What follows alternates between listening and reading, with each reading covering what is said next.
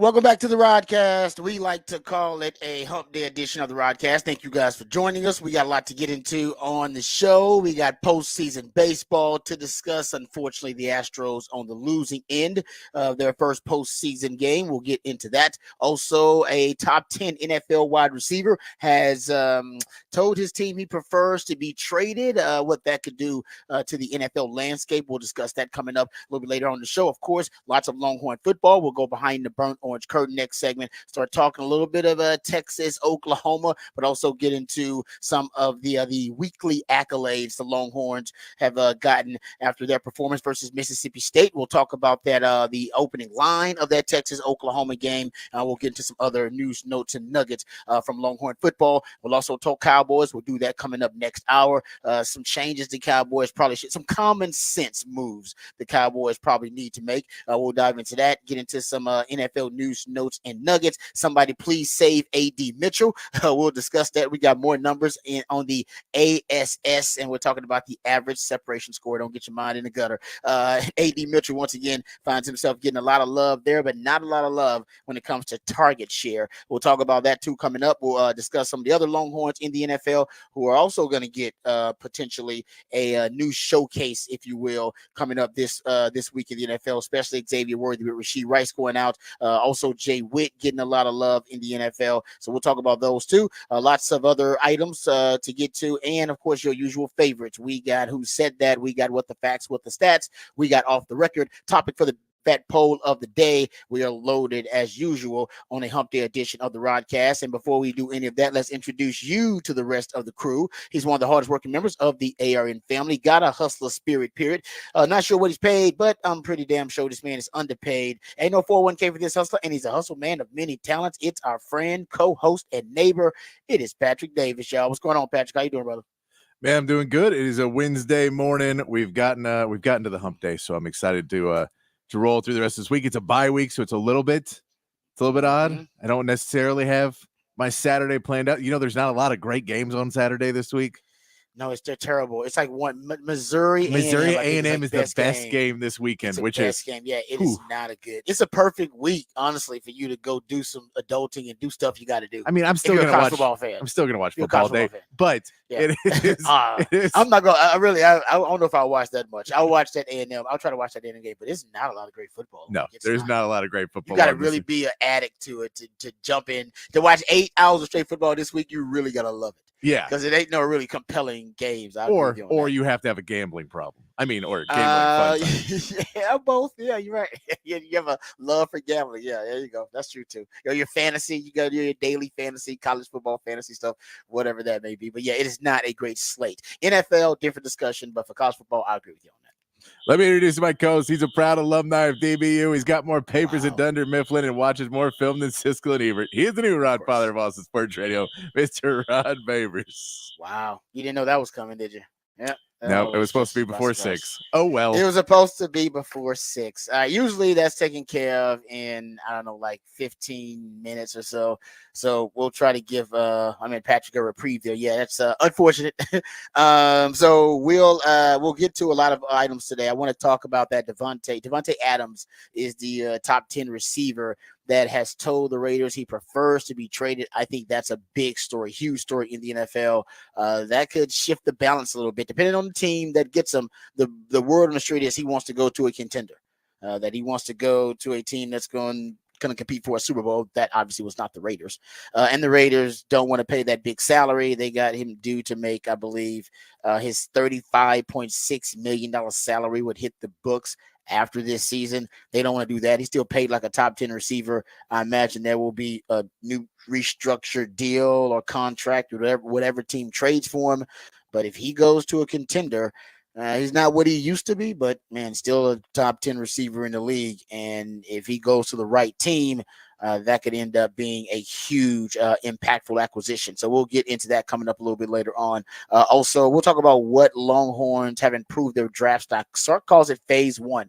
Essentially, he looks at the college football season like NFL coaches will look at it. He actually even referred to the non-conference as preseason at one time, but he looks at it as phase 1. That's your basically for him that was prior to the bye week. So most of all your non-con, and then your first SEC game against Mississippi State. That's phase 1, and now we're moving into phase 2, which is the rest of the regular season for Sark. And then phase 3, 3 phases, will be the postseason. Right, your SEC title game, hopefully, then your college football playoff games. So we'll talk about after phase 1.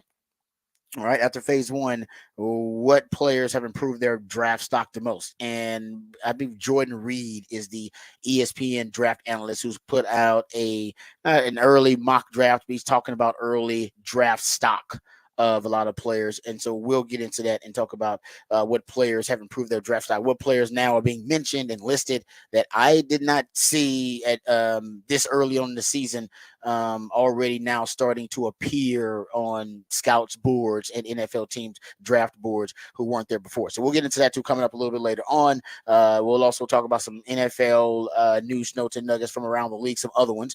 Got those suggestions for the Cowboys we're going to get to, and we'll also talk about the SEC team of the week. The Longhorns may have had their, some people say their worst game of the season so far.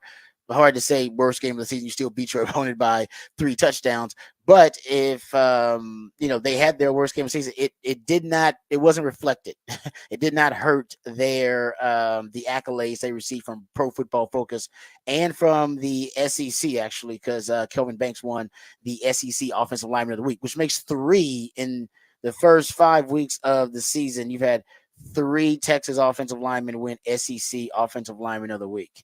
Cam Williams, I believe, won it first. Then Jake Majors won it after the Michigan game. And now you've had Kelvin Banks win it.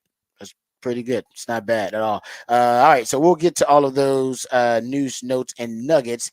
Before we dive into some topics, we also will talk about the Astros, of course, and the unfortunate first game. Now they're playing for their lives, basically playing for their playoff lives today.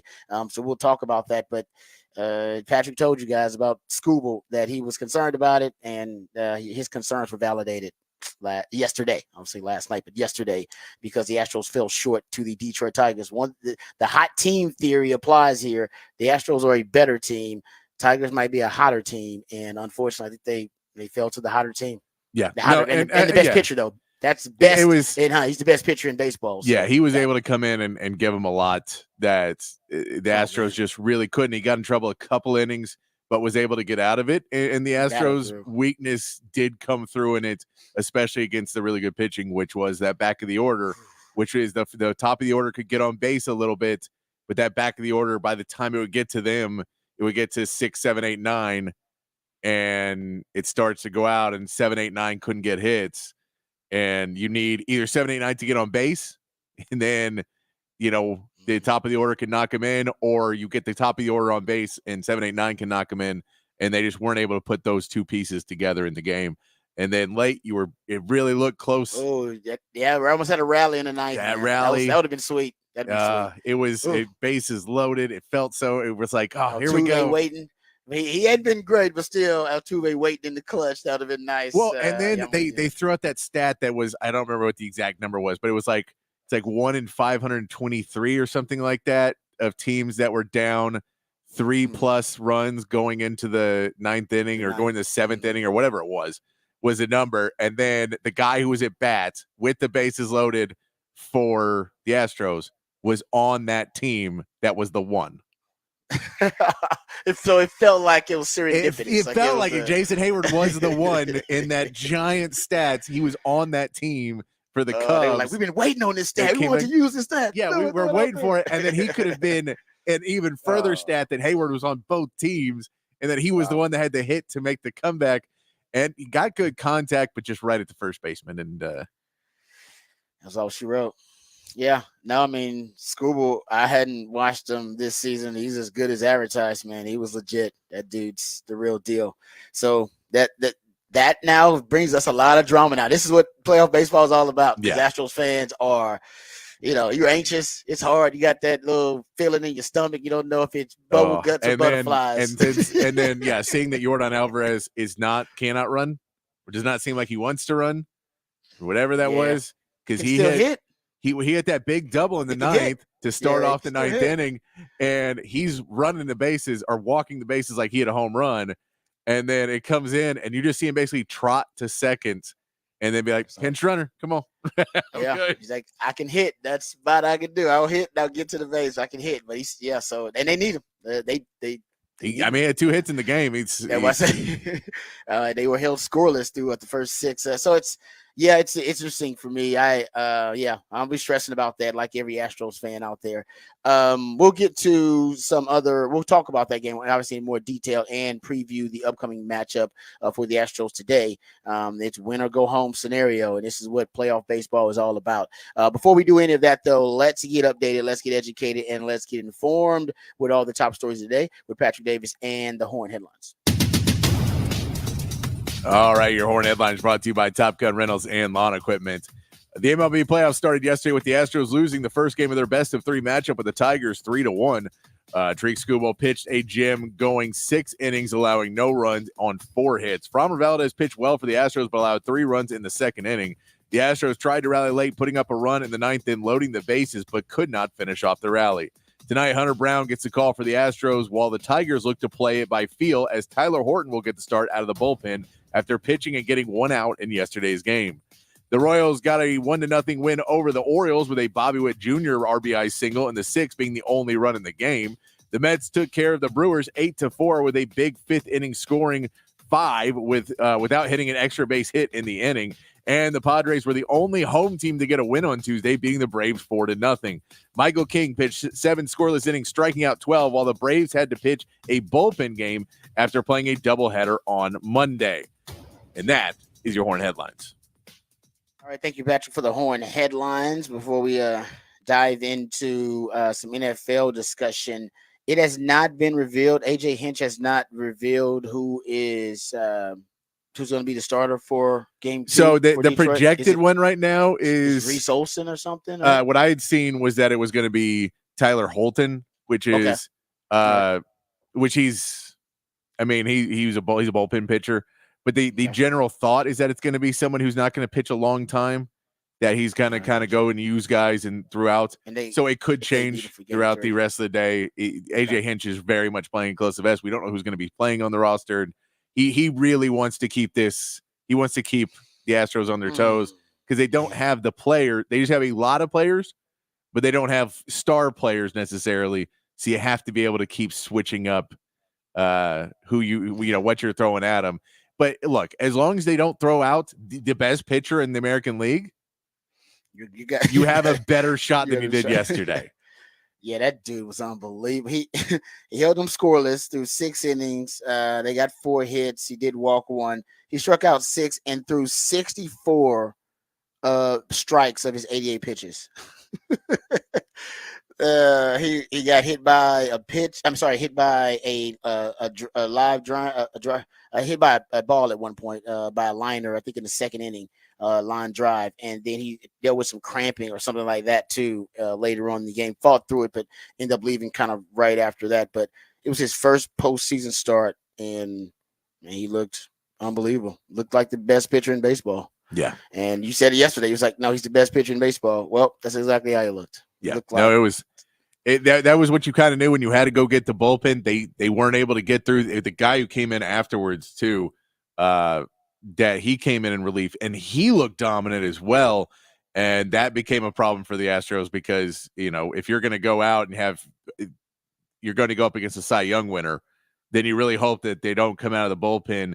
And Vest was the guy. Will Vest came out of the bullpen and got 4 outs for them that were really big outs. And so that kind of or 5 outs for him, sorry. And that really put him behind the 8 ball, that they only had 4 outs left to try and get anything done against the closer other was pitchers. The closer was on when they didn't have it. So yes. The reliever had it. Of course, Skubal was on, and then they only had a chance because they saw a little bit of weakness when the closer came. What was his name? Foley. And it's once Jordan got the hit, they kind of shook him a little bit, and he had a runner on base, and so he was a little bit off, and they felt that you have to be able to get to that earlier.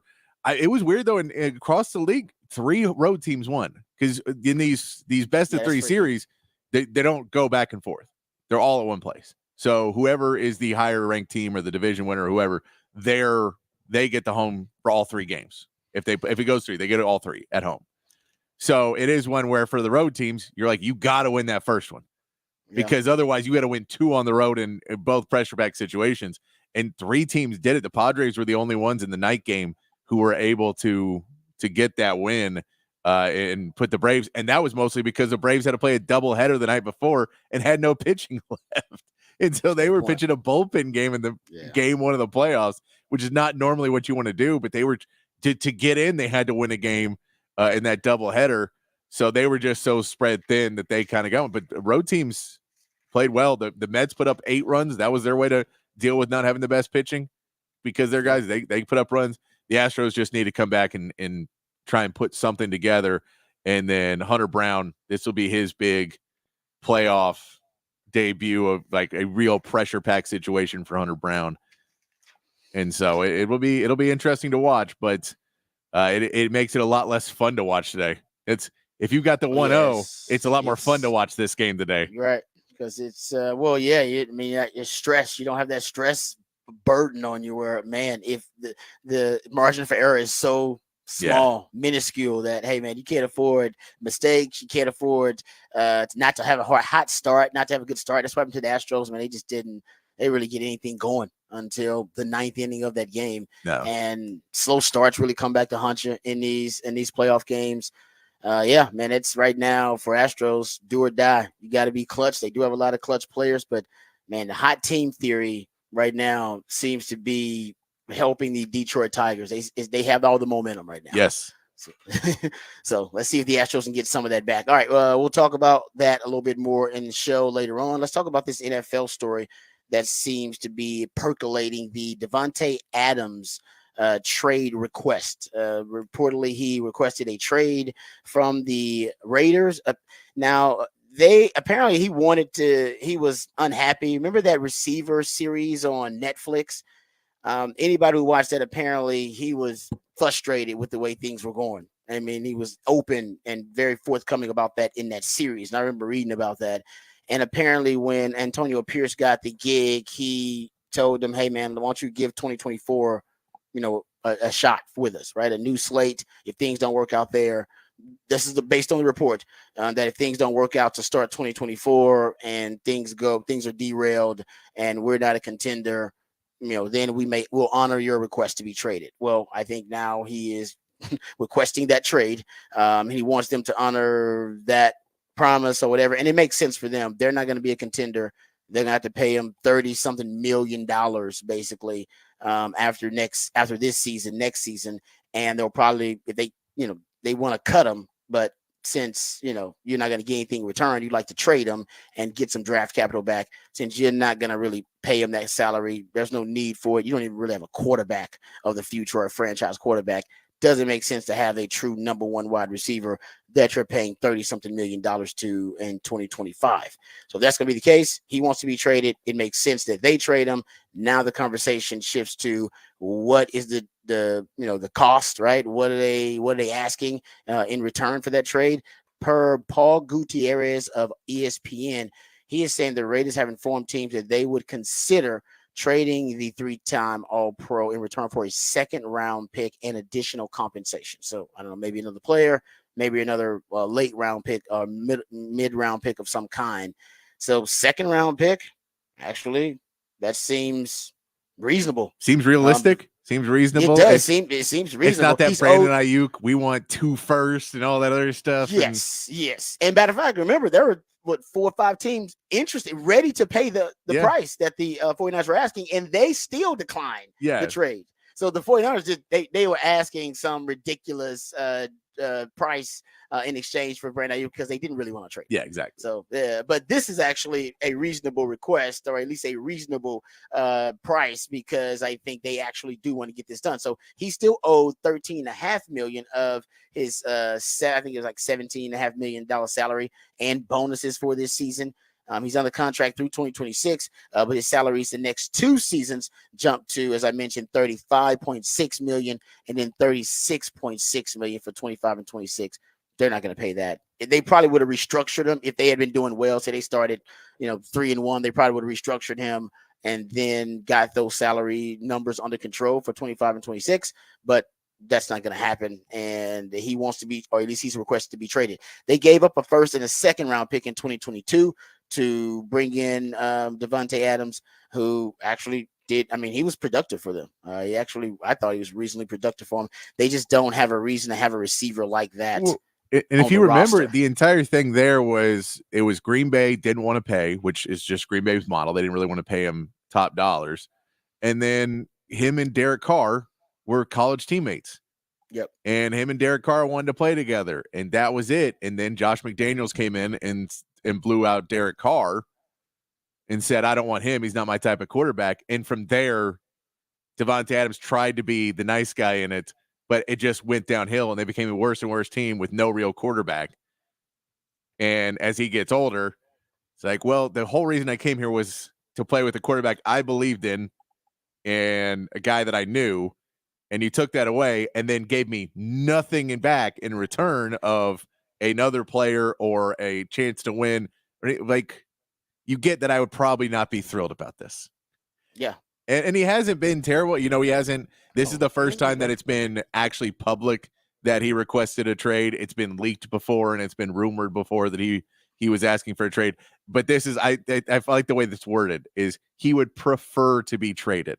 It's not a trade request. It's he would prefer. Yeah. It's him trying to say as nicely as possible. Hey, if you guys don't want to pay me next year, go ahead and trade me now. Well, because I think now he is technically they got him out with he's week to week with a hamstring injury or something like that. The belief is that yes, he may be a little bit nicked up, but the week to week thing is because he doesn't want to play for the Raiders anymore, basically. Yeah.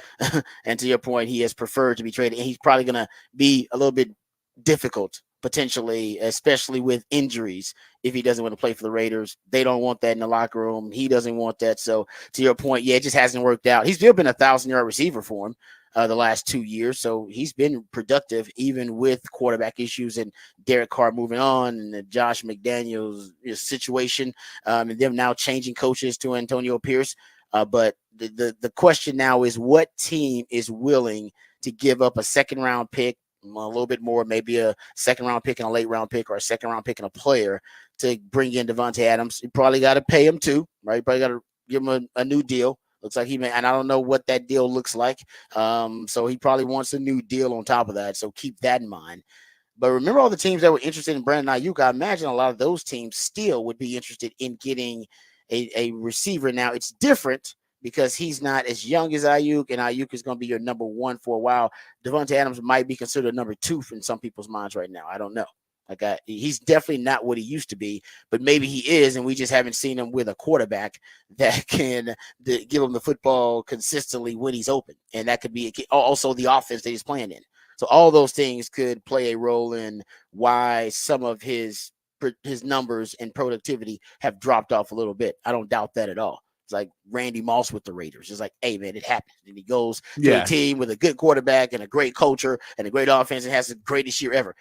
Devontae Adams could do that because he's not like geriatric or anything like that. No, he's 31, so he's a little bit older, but he's a little bit older, but he's still really, I still think he's going to be a really good addition for a team. I'm talking about put you over the top type of addition. So the question is, what team should be interested? I think the Steelers should be interested, right? Yeah. How about we go, me and you, we'll go, I'll name a team, then you name a team. Let's go Steelers. Okay. I'll go Steelers should be interested, definitely, because they're right now, and like I said, I don't know what their plan is at quarterback. I imagine Justin Fields ain't the future. But Justin Fields is playing well. We talked about him now being able to manage a game. He's not a game manager, but now being able to manage a game.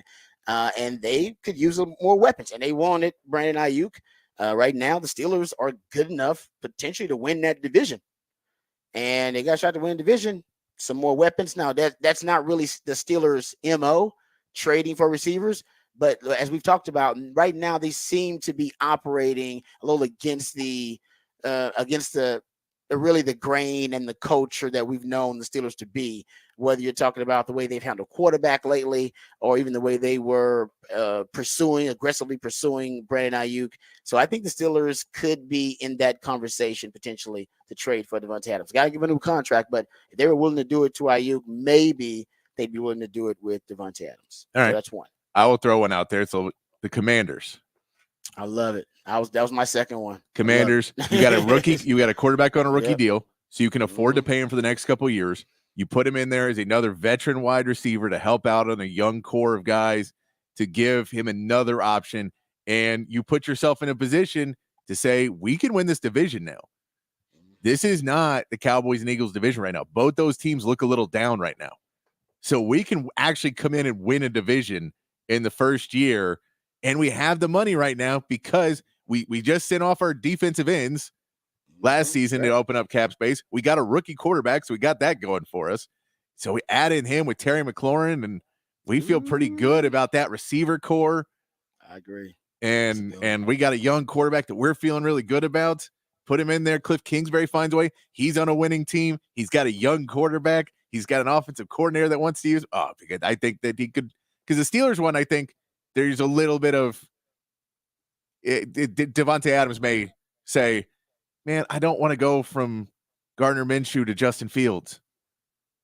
Like, there's 25, there's 20 quarterbacks I'll play for in the league. Don't send me to one of the ones I don't want to play for. I get they're winning, but I don't want to go, like, I get it. I don't want to. It's a lot. Could be. Yeah, so, no, it could be. He could, but I don't know if he has a no trade. He may not. And yeah, and I mean, now, granted, but I think they're trying to work with him. Though they're trying. They do want to work together. No, and I don't know if former player. So I don't know if another team wants to bring in a guy who's this will be the second time he's asked to be traded. Yeah, that you may not want to bring him in and say, look, he's not. He doesn't want to be here either.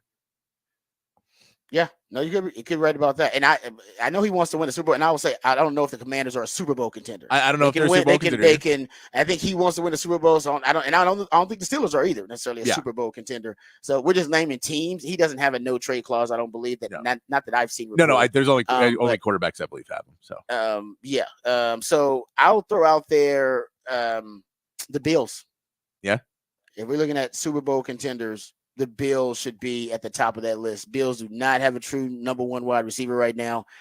Keon Coleman is probably, they're at least the future number one wide receiver for them. At least they envision him in that role.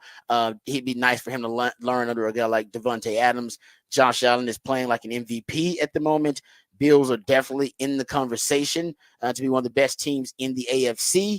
And so if he wants to go to a Super Bowl contender, wants to go to a team and be potentially the number one wide receiver, and wants to go to a team that, needs more weapons, that would be it. Now, I know they just moved on from a lot of guys, so paying Devontae Adams whatever price he's that his agent is going to negotiate, maybe that would be something that could end up being an impediment to this transaction. But I think Bills would be a nice spot if they can work it out. Bills, all right. How about the Jets? Jets. You've given Aaron Rodgers everything else he wants. Him and Devontae Adams had a great connection several years back in Green Bay. Those guys know each other. It broke up because of money, but if you could put it back together now on the Jets, is that a position where they think they're going all in? They're pushing all their chips in right now. They're trying to get a win with Aaron Rodgers. So I could see them doing it. Now, again, probably not a Super Bowl team from what we've seen so far this season, but makes sense. But I get the Aaron Rodgers connection that he does have a good relationship with him, or at least did for a period of time. Yeah, not a Super Bowl contender because you ain't on. That's what I'll convince. Because if you came, then we'd be a Super Bowl contender. They do have. You look at I got this from BetCalifornia.com. If you look at odds of the next Devontae Adams' next team, the Jets are at plus 400. They have the best odds of any team to acquire Devontae Adams. So Devontae Adams' next team is actually plus 400 for the Jets, then plus 1250 with the Ravens. I actually don't have the Ravens on my list, but the Ravens probably should be on this list. Yeah, they've been drafting wide receivers lately. That's how they've been. Zay Flowers hasn't looked great. Well, the weird thing with the Ravens is they went week 3. They went 0-2 week 3 against the Cowboys. They went power run. Said we're just going to run it. This is Cowboys run defense. No, but they did it week 4. Week 4, they said power run work. Let's do it again. And so they went power run again in week 4 and won. Well, it's because they got Derrick Henry too. Like I get that, but that's what I'm saying is, do they want to go back to? That's the question is, are they just going to go? No, we got Derrick Henry. I know, Lamar. You wanted to change to a passing offense, but we don't have the wide receivers again. So we're going to go back to this now. Maybe if you had Devontae Adams, you can try and mix and match between the two. So maybe you can get that threat and give Zay Flowers, let him kind of fall into that secondary role where he was a little bit better last season, and you can make things better. It would be really interesting. I think Lamar Jackson would love it. Yeah, no, you're right about that. I don't know if it's they saw something because the Bills they played right last. It was the Bills that the Ravens played and beat them. Yeah, I'm not sure if they just saw something with the Cowboys and the Bills defense, or if they wrecked the Cowboys so efficiently with the run game. They were like, dude, we're really good at this. We should try it again. Like, I'm not sure which one it is. We got to keep watching the Ravens to try to see, but I think they can do both. I think they actually have the personnel to do both. Now that they have Derrick Henry, but that's an interesting one to watch because they are a Super Bowl contender and they have been trying to build up their wide receiver room.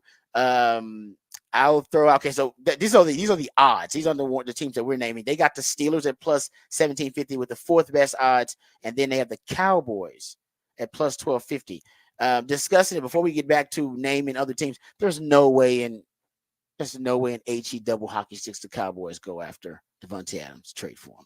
Right? Okay. I would say that. I think there's no logical. If they did. I don't think there's a reason why you go out and you have a number 2 pick for a wide receiver when you have no run game and no run defense.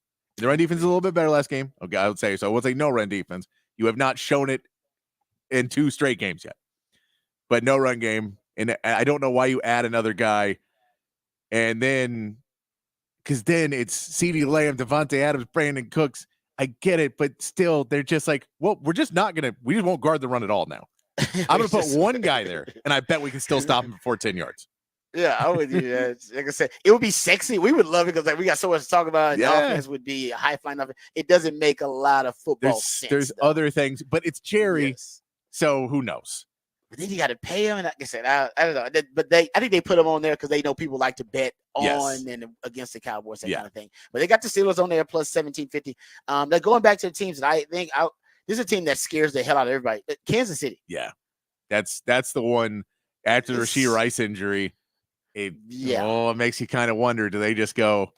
Let's go all in. Hey man, the offense looks bad right now. The offense, it does. It doesn't look good. Let's say that it doesn't look good.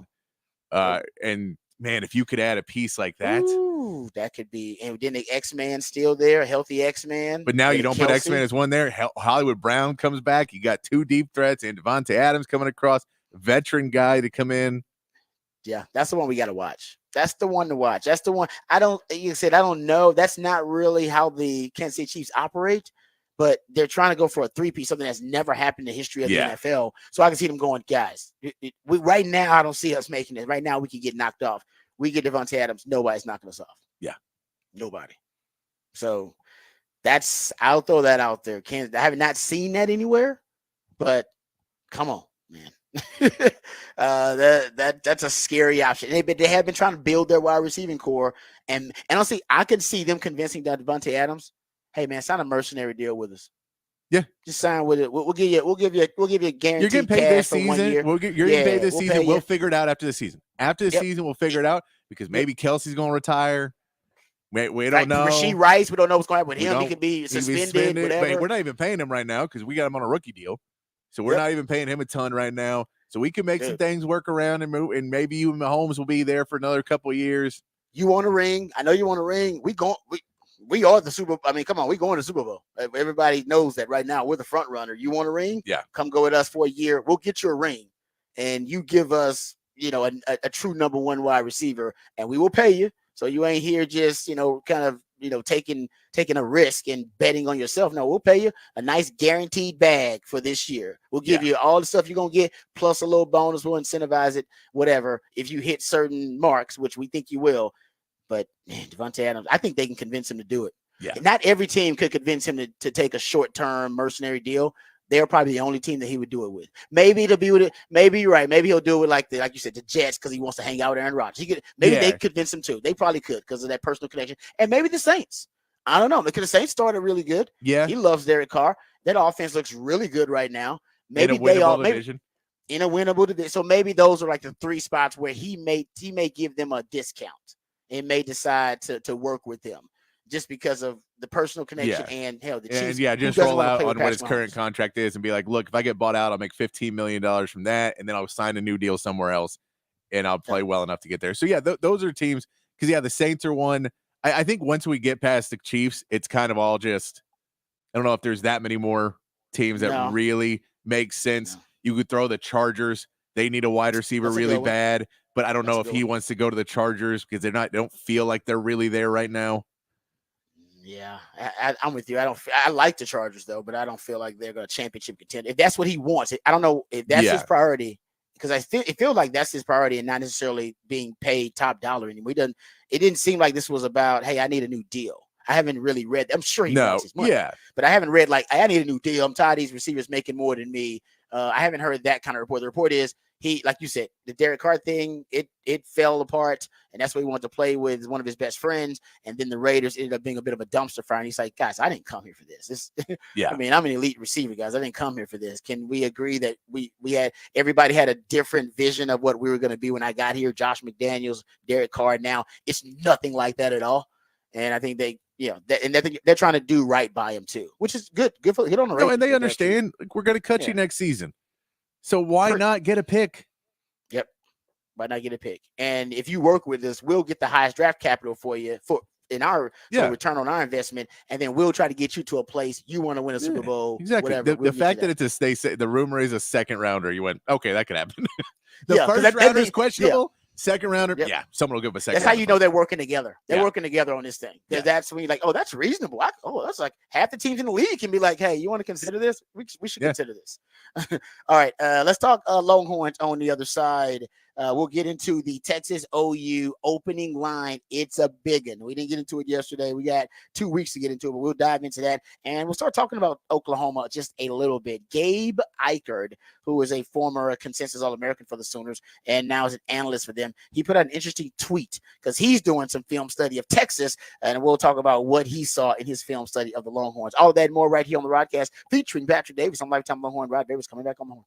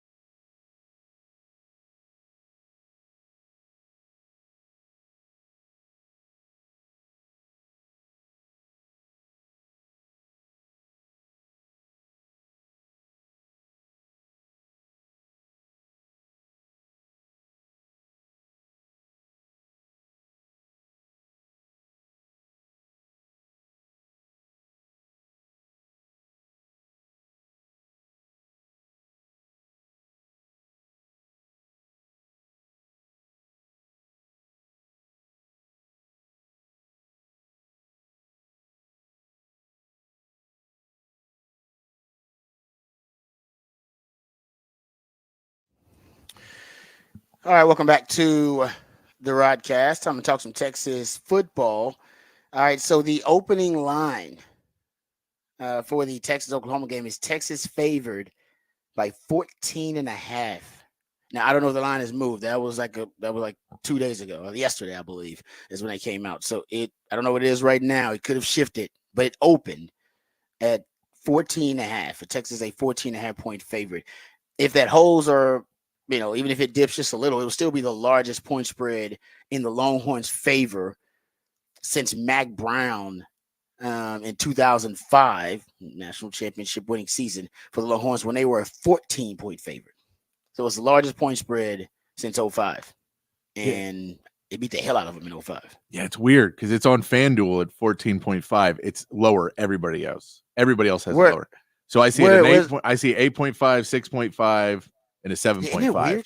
But FanDuel is 18. I don't know. Why is FanDuel having so high? I don't know if other ones just set it lower and then it'll move up, or I don't know why FanDuel made it that big of a line. Because they said, yeah, that's weird. I agree with that. That's strange. Looking at Vegas Insider, that has a lot of lines listed.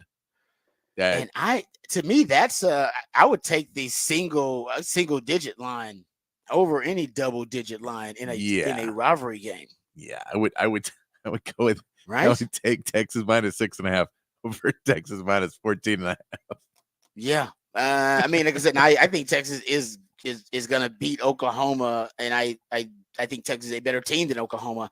But anything could happen in those rivalry games. Man, freaky, crazy stuff happens in rivalry games. So yeah, I don't know why. That is where somebody needs to talk to FanDuel and ask them what they know that nobody else knows. Now, I will say that the Oklahoma offense is wretched. Like, no joke. It is statistically, it might be the worst offense Texas has faced. Like, it's that bad. No joke. It is. Like I said, they're going through it. I've said it before on the show. They're going through an offensive identity crisis right now at Oklahoma, and I'm not sure how long it's going to last. Hell, Texas offensive identity crisis lasted for like 12 years. It lasted for a long time after 2009, that run. And Oklahoma right now, a lot of it is, I don't think Seth Luttrell as the coordinator and play caller, I don't know if he's the ideal fit. They just put him in there after Jeff Lebby got the job at Mississippi State. I'm not sure about that offensive line right now. Their offensive line is in shambles because they're the 73rd ranked scoring offense in the country. 73rd. Like, they are not a prolific offense by any stretch right now. Texas is, I think, top 10. I think Texas is like 10th or 11th in scoring offense in the country. Defense-wise, different discussion altogether. They are they are a tale of two teams, if you will, offense and defense. Offense, O-line in shambles. They just changed quarterbacks, so now they have at least a dynamic dual threat at the quarterback position in the kid Hawkins, so they can do some different things there. The wide receiver position has been decimated by injuries. They had their 5 starting wide receivers out in that last game versus Auburn. Still pulled out a great win, but it was done with defense. And that's where they shine. That's if you're a Longhorn fan going into that game and you wonder how they're going to keep it within single digits potentially with Texas. It would be turnovers and takeaways, which they're great at. They may be the most opportunistic defense in the country. I believe they're second in takeaways, and if I'm not mistaken, they're second in sacks. Like, that defense is pretty nasty. But they were giving away the ball so much too with Jackson Arnold that the takeaways didn't matter. But yeah, they're third in takeaways. They're tied for second, I should say, in takeaways. They got 13 of them. Matter of fact, yeah, they're second right now nationally in takeaways. Like I said, tied with 13, and I believe they're third in sacks right now. So in terms of, remember, I talk about splash plays and havoc plays all the time. Like, you want havoc-minded defenders, you want playmaking defenders. That's what they got. Second in sacks, second in takeaways. They got a bunch of them in the back seven, and they play like that. And he coaches like that. He calls the defense that way. So they're different than the Michigan defense. Michigan defense and Texas, they were able to expose that Michigan defense too. I think Michigan's strength was the defensive line. Then they had Will Johnson, the best corner in college football. With Oklahoma, their strength is their back seven. And I don't know, their defensive line is more than adequate, but it's not their strength. It's the back seven, which means it matches up with Sark's offense pretty well. Because Sark wasn't even worried about the dominant D line of Michigan because he just made them chase the football, made them chase sideline to sideline, and they didn't have the speed to keep up in the back end. Oklahoma, I think, will have more speed and skill in the back end overall, not just one guy. Michigan had that one guy. That one guy ain't gonna matter when Texas goes 5-6 deep at wide receiver, and then Gunnar Helmer went off on them. That don't matter as much when you got that many weapons, and you got Jaden Blue catching balls on the perimeter. It's so that and the fact that Quinn Ewers was getting rid of the football in 2.1 seconds. Pass rush couldn't get there anyway. But Oklahoma presents a different problem because it's their back seven, so they can disguise better. They got guys who make better plays on the football. Coverage is going to be tighter in the back seven. That's it. And they got, as I mentioned, ball hawks. And Venables is aggressive. He's aggressive and creative. So it's a different monster altogether. So that's the matchup ultimately for Texas that will challenge them the most.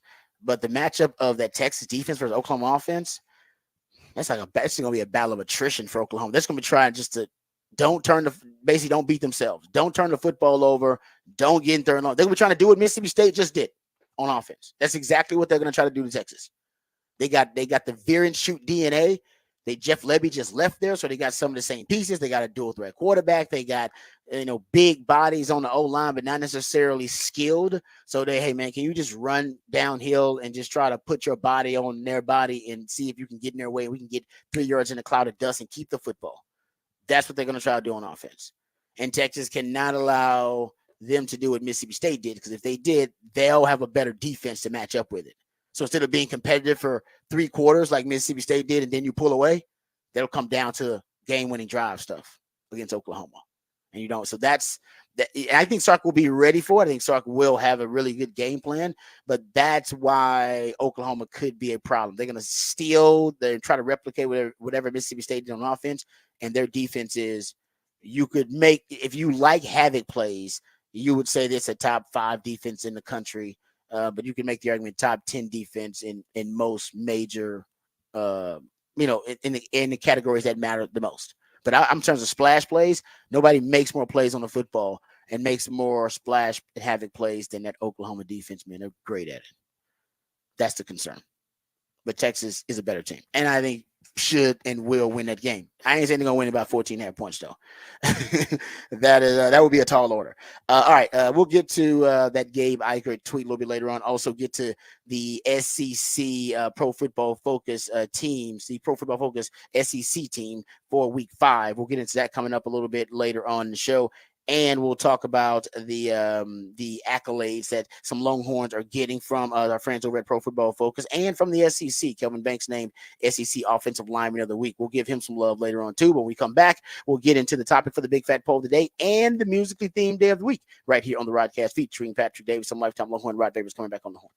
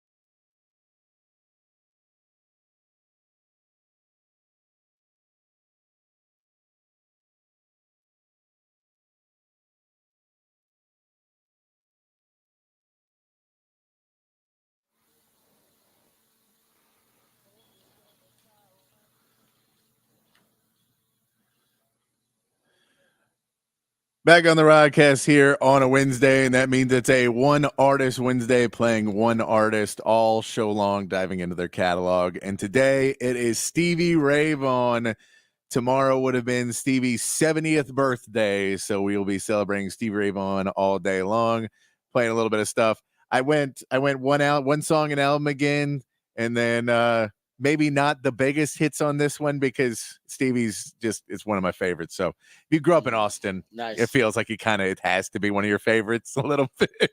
So I've grown up listening to a ton of Stevie Ray Vaughan. I got all his albums all my life. So listen to a lot of Stevie through my life. So we'll be playing Stevie Ray Vaughan all show long because he would have been 70 tomorrow. So let's go into it. Let's get into the big fat poll of the day. Text line's open 512-447-3776. And we'll get this posted up on X at the Horn ATX. Patrick's big fat poll of the day on the Horn.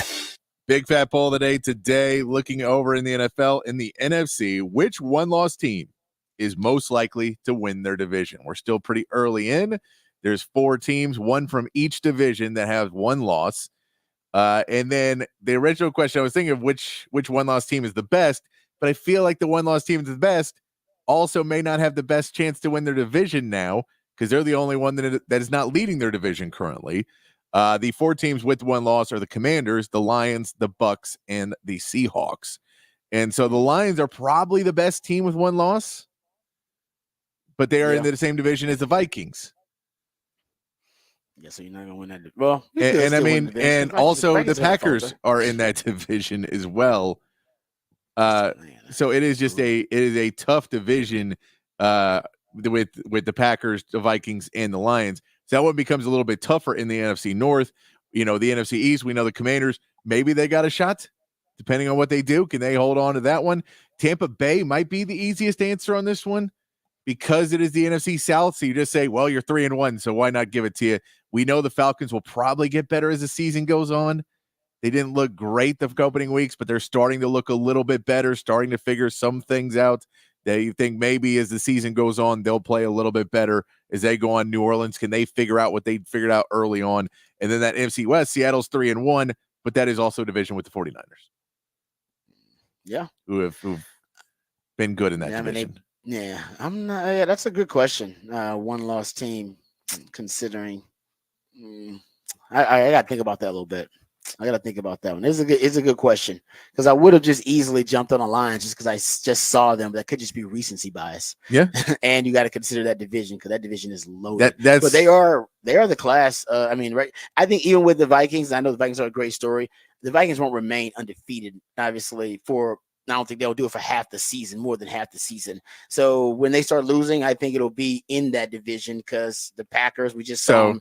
Packers had that big comeback, and I think the Lions will give them a run too. So let me give you the Vikings schedule just coming up, just to give you a little bit that I looked at this and went, oh, they could not undefeated probably, but do it pretty good. Jets, then they got to play the Lions. That'll be a big one. That's a big one. Rams, Colts, Jaguars, Titans, Bears, Cardinals, Falcons, Bears. That's a long line of teams that are under 500 right now. It's fair. I think the Cardinals may be able to give them a little bit of a run. Cardinals have been okay. They're okay, but they're 1-3. They are, but you're right. They're 1-3. I mean, you are what your record says you are. That's not a challenging schedule. It's not at all. No, yeah, they close it out. Seahawks, Packers, and Lions. So they close it out with a little tough run there at the end. Seahawks, but then the health of all those teams is going to be a huge factor by that point in the season. You're right. They got like four or 5 challenges left on the schedule, maybe 4. Yeah, because you already beat Green Bay once. You got to play the Lions twice, and then you got Green Bay again.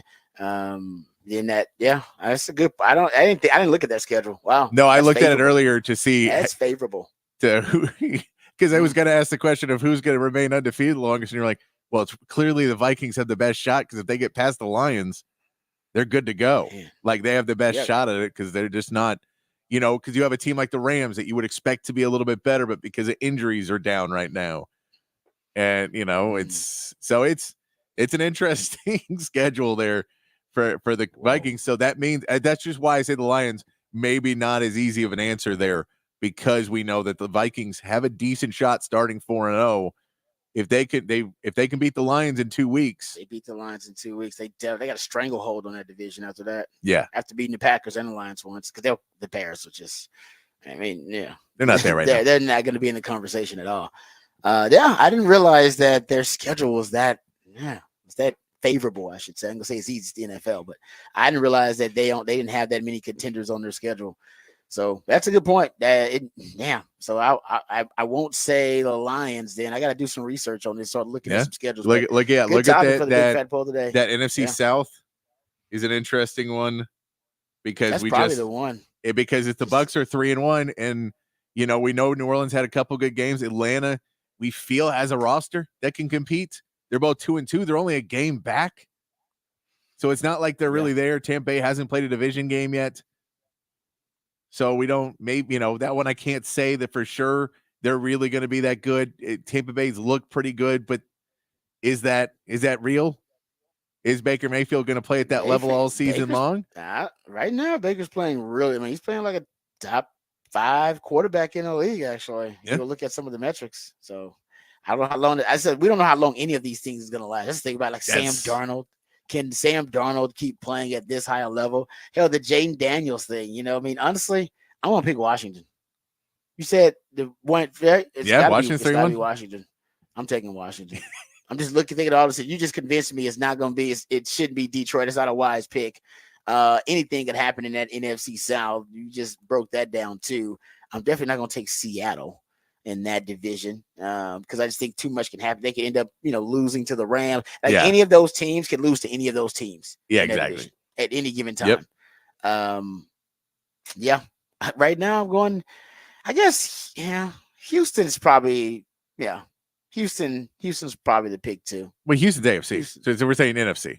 Oh, you said only NFC. I apologize. NFC. Washington is the pick for me. It's Washington. Washington. Now if Washington gets Devontae Adams, so it's the easy pick, right? But even the way the offense is playing now, it's playing like one of the best offenses we've seen in the last 10 years. Hell, even going back further than that, can they maintain it? This is the question. How long can they maintain it? I'll say that they're and we've had a new winner in that division, or at least a new division champion in the last 20 years. Haven't had a repeat champion.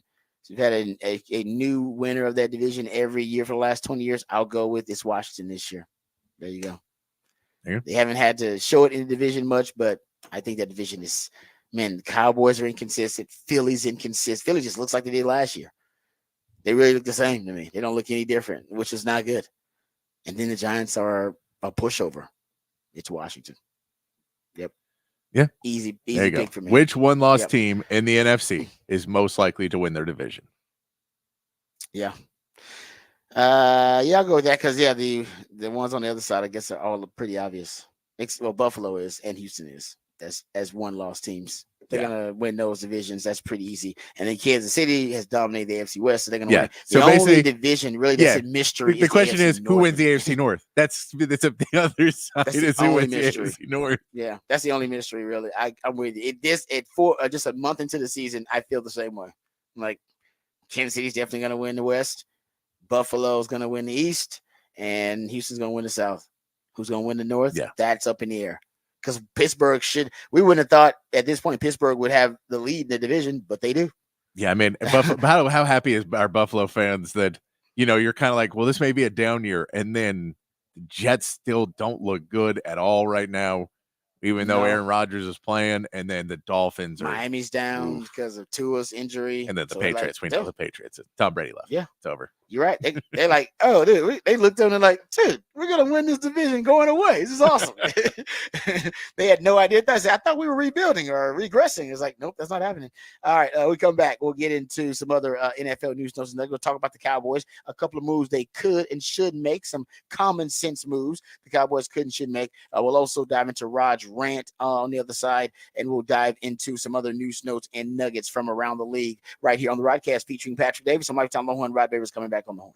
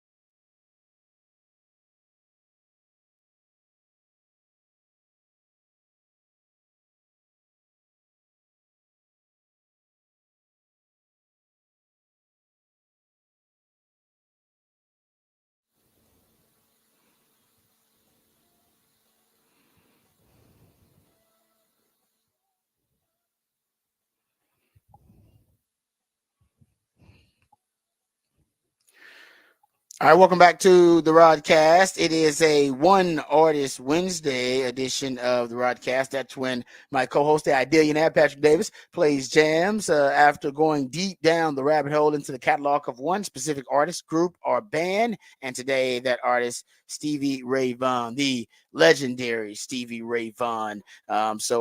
Gonna be some great jams. My man Patrick, appreciate him hooking us up with One Artist Wednesday and all the musically themed days of the week.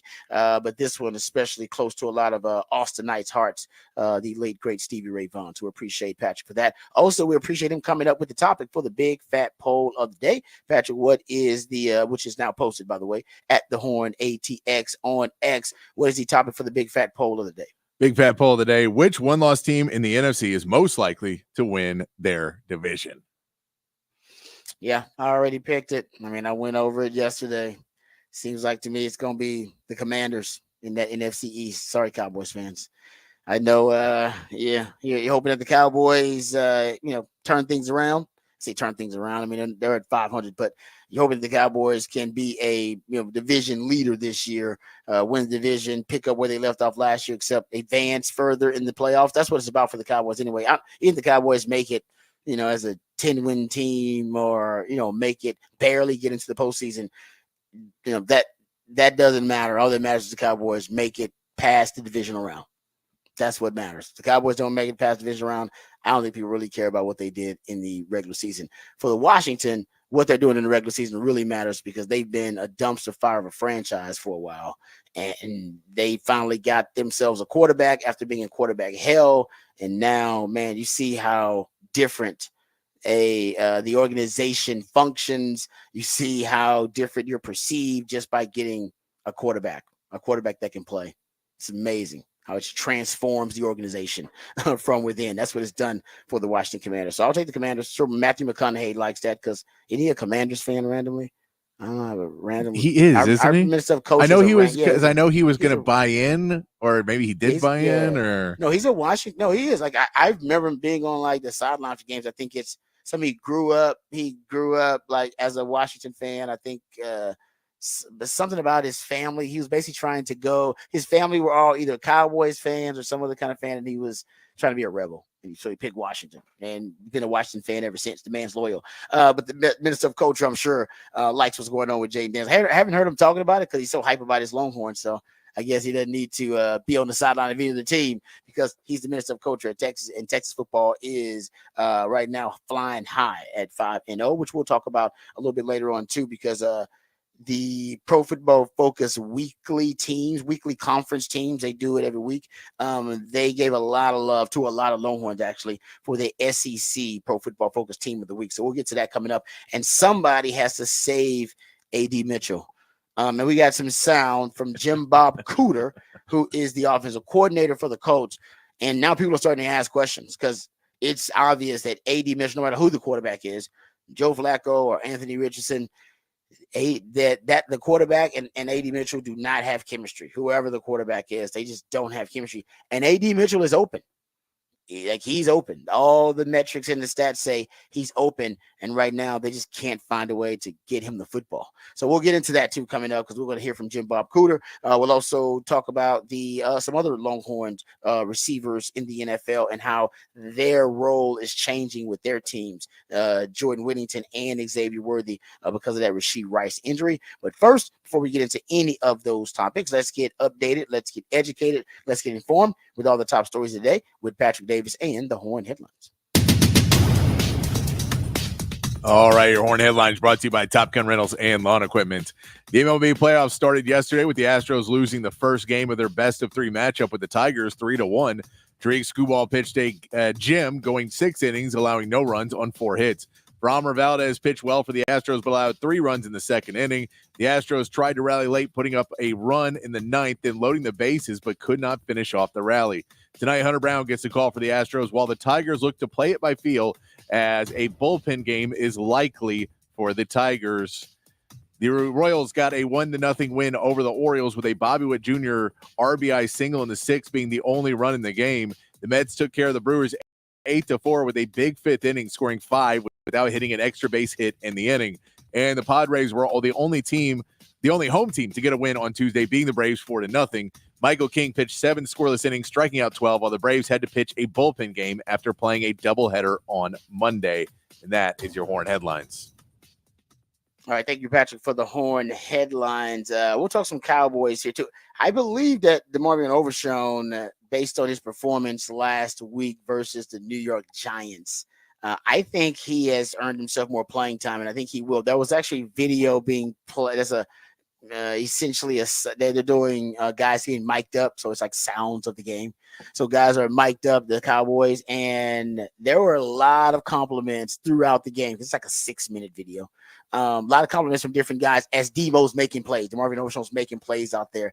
He ended up with 8 tackles, 6 of those solo, had a deflected pass too.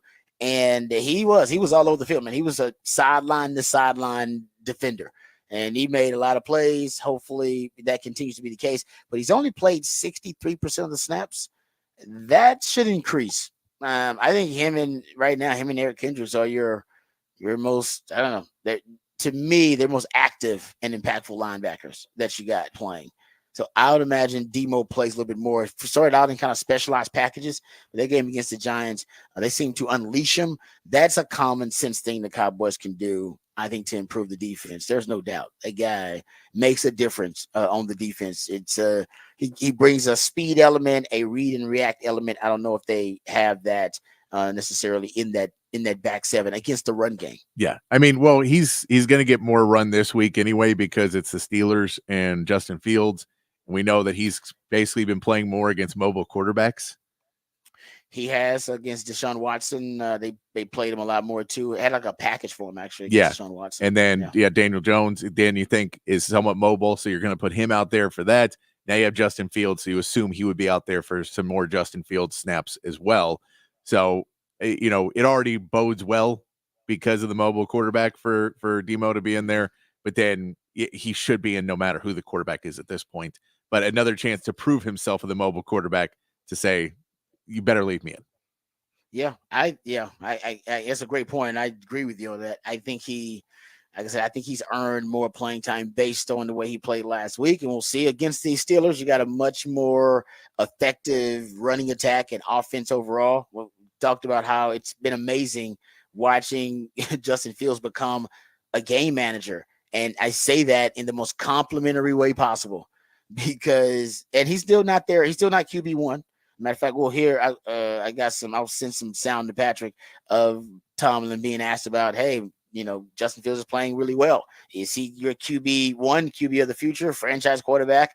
And he pretty much stonewalls the report like, nah, we ain't there yet. Like, nah, don't be throwing out lofty projections and predictions like that. We ain't there yet. So, he still won't commit to Justin Fields in that way. But Justin Fields is managing the game better than I've ever seen him manage a game. And like I said yesterday, I threw it out there, guys. That's the best compliment you can get him. That's what Anthony Richardson can't do right now. Dude can't manage a game. Like, he has no game manager in him. And that's why he can, do all these extraordinary things, but can't do the ordinary things. He does the extraordinary things really well, but can't do the ordinary things really well. That's when being a game manager comes into it. And that's what Justin Fields right now is learning how to do the ordinary things better. And so he's got his, I think, top 10 in completion percentage. He's 16 completion percentage. This is just through 4 games, small sample size.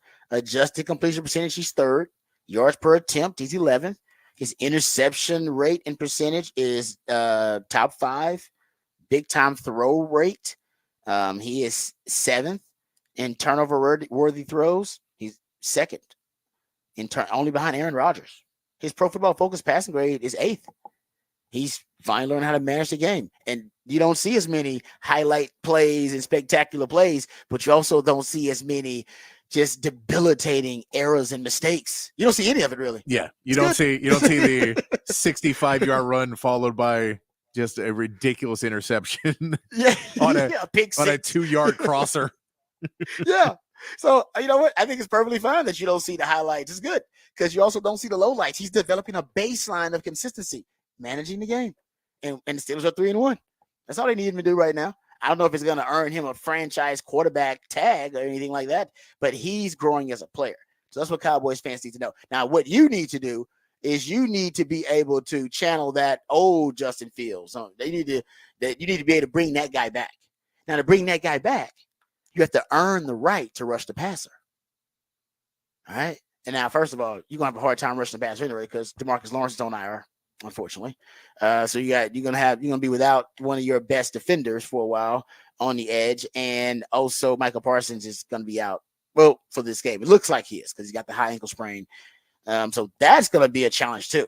Like so we'll get into that, but that's a whole nother issue that the Cowboys got to deal with. So you do want to earn the right to rush the passer by stopping the run, but I don't know if they'll rush the passer as effectively because of obviously the players that are injured on the defensive side of the ball for them. But here's a little stat I found about the Steelers' run game. And this is 2023 and 2024, the small sample size of 2024. So it's essentially your 2-year sample. On man and gap runs, man and gap schemes, which are your power schemes, which is what the Cowboys had some issues with, right? If you go look at it, Najee Harris on man and gap schemes, on power run schemes, he's actually only averaging 3.7 yards per carry, which is a little surprising. You would think he's the power guy, but Warren is averaging 6.6 yards per carry on those power runs. He's the guy you got to watch on the power schemes, on the downhill running schemes. But zone concepts, they're about the same. Najee and Warren, they're both about 4 yards per carry, 3.9 yards per carry. The Cowboys haven't struggled on those concepts as much as they've struggled on power concepts, teams running right at you, and playing power football, gap, and man schemes.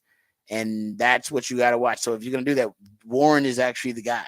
And Harris, basically outside zones this year, he's averaging 2.9 yards per carry on outside zones this year. But in inside zone, Najee Harris is averaging like 5.4 yards per carry. So the inside zone, he's actually doing pretty good. But on some of those, zone concepts, he's a better runner. We talked about that with guys like the running back for the Texans, Dameon Pierce. Or we talked about that with him. He was great as a rookie because they were running more power gap schemes.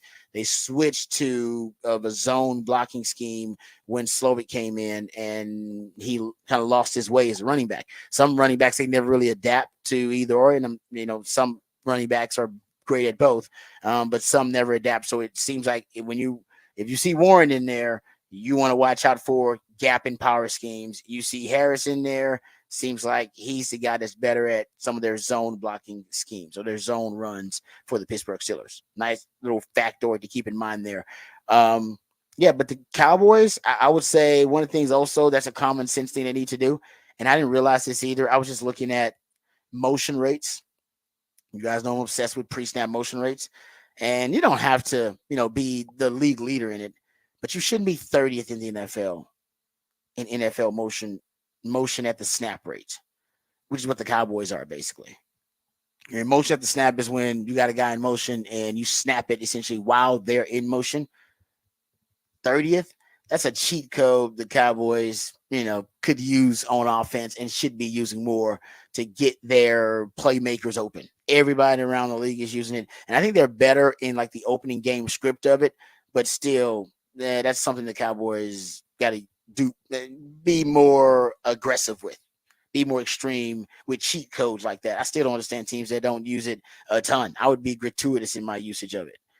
I mean, the Cowboys, in terms of motion, they use motion 47% of the time. That's not terrible, but that's not among like the best. Let's look at the best offenses in the leagues. Let's look at Buffalo's got a really good offense. They're at 66%.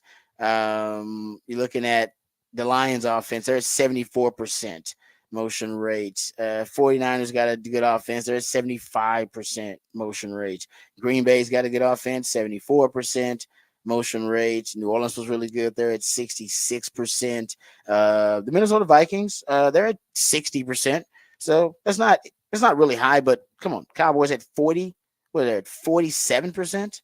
The Seahawks are at 61%. Seahawks are hell. The Kansas City Chiefs are at 73%. Not even a really good offense actually right now, but still in terms of how effective they are. I But saw I this don't know. The motion Cowboys stat. should be higher. I saw That's this crazy. motion stat the other day from Seth Walder Yeah, that that's who he does a good job with it. with the at snap motion that the Cowboys are at the 30th team snap and motion at 11.1%, where they're just not using it all. Basically at motion. Basically, the Jaguars and Patriots are the only ones who are below them. It's crazy. I don't understand that. I really don't. Like, I don't get why they don't use it more. It is just simply a cheat code that helps you indicate coverage, get leverage, defender. Even Mike Zimmer has said that it's one of the things that he, as a defensive coordinator, that really gives him trouble. And it gives him difficulty. And why wouldn't you be using it more on offense? So that's also something. Play more DeMarvin Overshown, use more motion at the snap. I think Rico Dowdle actually needs to be your top running back at this point too. And you don't really have you don't have an explosive option in your backfield. I don't know if any of them are explosive enough. I think you do need to get someone who can turn a 6-yard gain into a 16-yard gain. But Rico Dowdle's your best shot at doing it. So just play more. He's played 44% of the snaps because you're still doing your committee. And nothing wrong with that. You still should all do committee, but he needs to be playing 55 to 60% of your snaps. Yeah. He should be the guy. And we don't know. I haven't seen anything on Dalvin Cook if he's officially been called up. But just go ahead and try that. Just try it. Get it out of the way. Have him average 3 yards a carry too.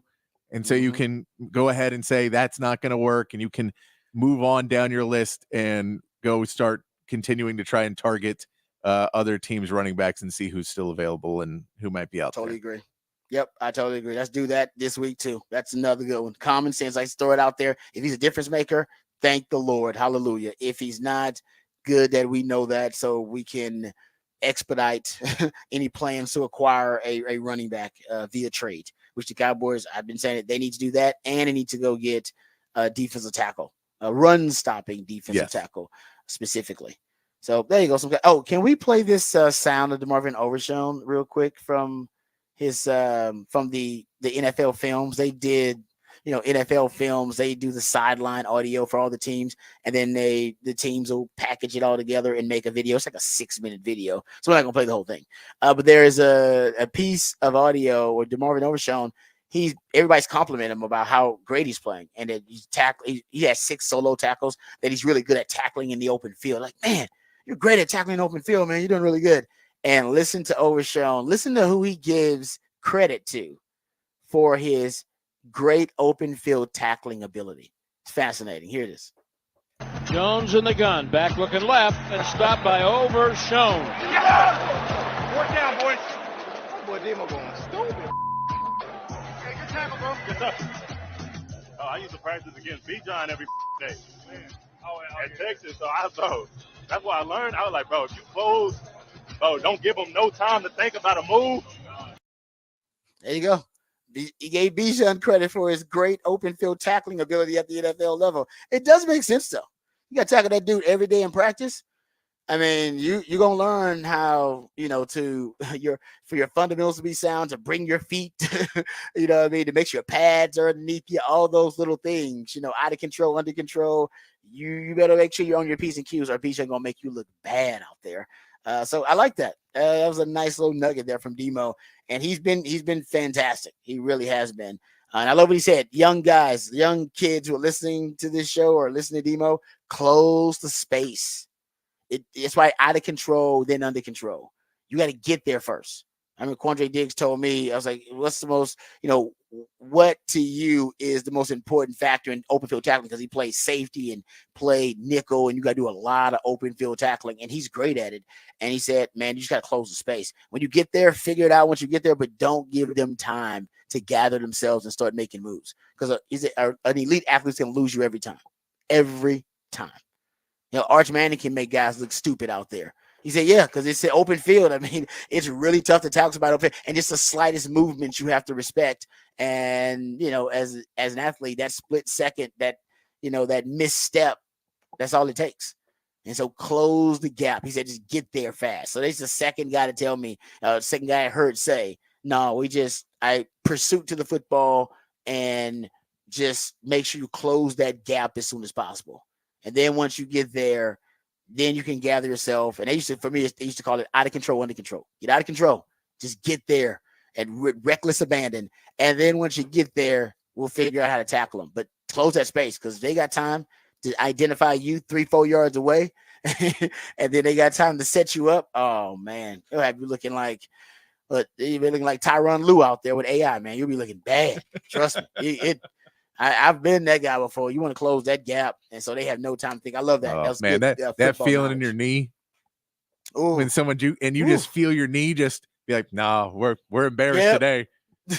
Your body's like, I'm not doing that. No, and your body's moving one way and your mind is moving the other, but your entire body is moving. You're like, no. Yeah, yep. You're like, oh, I see myself being posterized right now. Yep, it happens.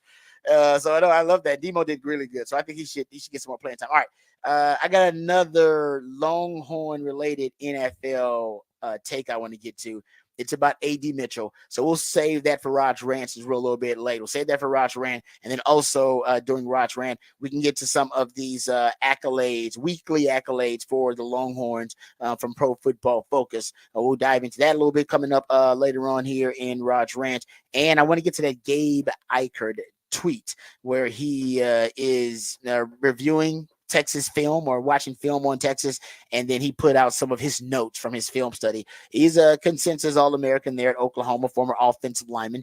So we'll review that. He actually made a very controversial statement that Longhorn fans took personal. They think they didn't like his observation, at least one of them, and we'll get to that too coming up. All of that and more right here on the Rodcast featuring Patrick Davis. I'm Lifetime Longhorn. Rod Babers coming back on the horn.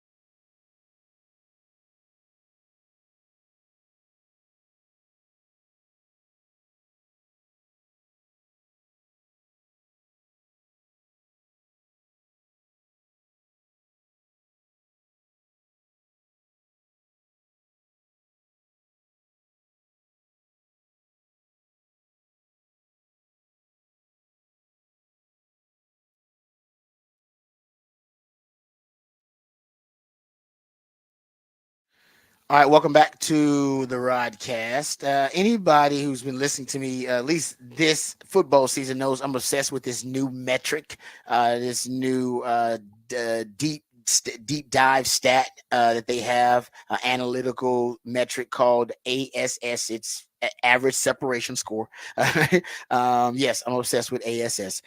Make the jokes, but it's average separation score. So they look at every route that any skill position guy player runs, and look at how often they win, that they actually win, and what the separation is, and they have calculated and they come up with their own metric. They call it a separation score. So I've been keeping up with it, and I got to tell you, at least in 2, hell, maybe even 3 of the 4 weeks, the first 4 weeks of the season, you see AD Mitchell get a lot of love in this new metric, the ASS, the average separation score. They have him this week. Remember, I believe it was week 1. After week 1, he was top 5 in average separation score. And this week, he was number 1. We look at top separators with at least 50 routes. That was the minimum threshold there. AD Mitchell in wide receiver leaders in ASS. He was number 1. Then Mike Evans behind him. Then Chris Olave, Forrest Brandon Ayuk, and then Jamison Williams was number 5 on this list. So, I mean, he's open, at least based on these advanced metrics. They're like, he's open. He's open as much as any receiver in the league.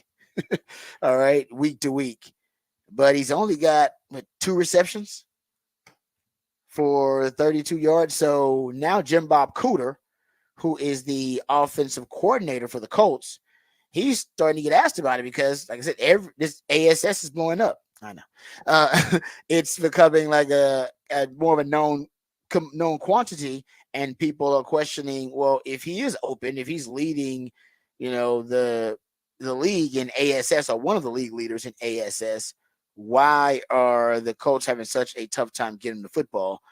So here's Jim Bob Cooter, who, he's been around the league for a while, because I remember when Jim Bob was with the Lions for a while. Jim Bob's been around the league for a minute. But anyway, here's Jim Bob discussing why, or at least in his mind, why it's been difficult for the Colts to make that connection with AD Mitchell. Jim Bob, obviously a lot of the guys at the wide receiver room have had big moments. Why do you think there's been just a little bit off with AD Mitchell, whether it's AR or Joe Flacco? Yeah, I think it's a great question. I think it's one of those sort of small sample size things. It's early in the season.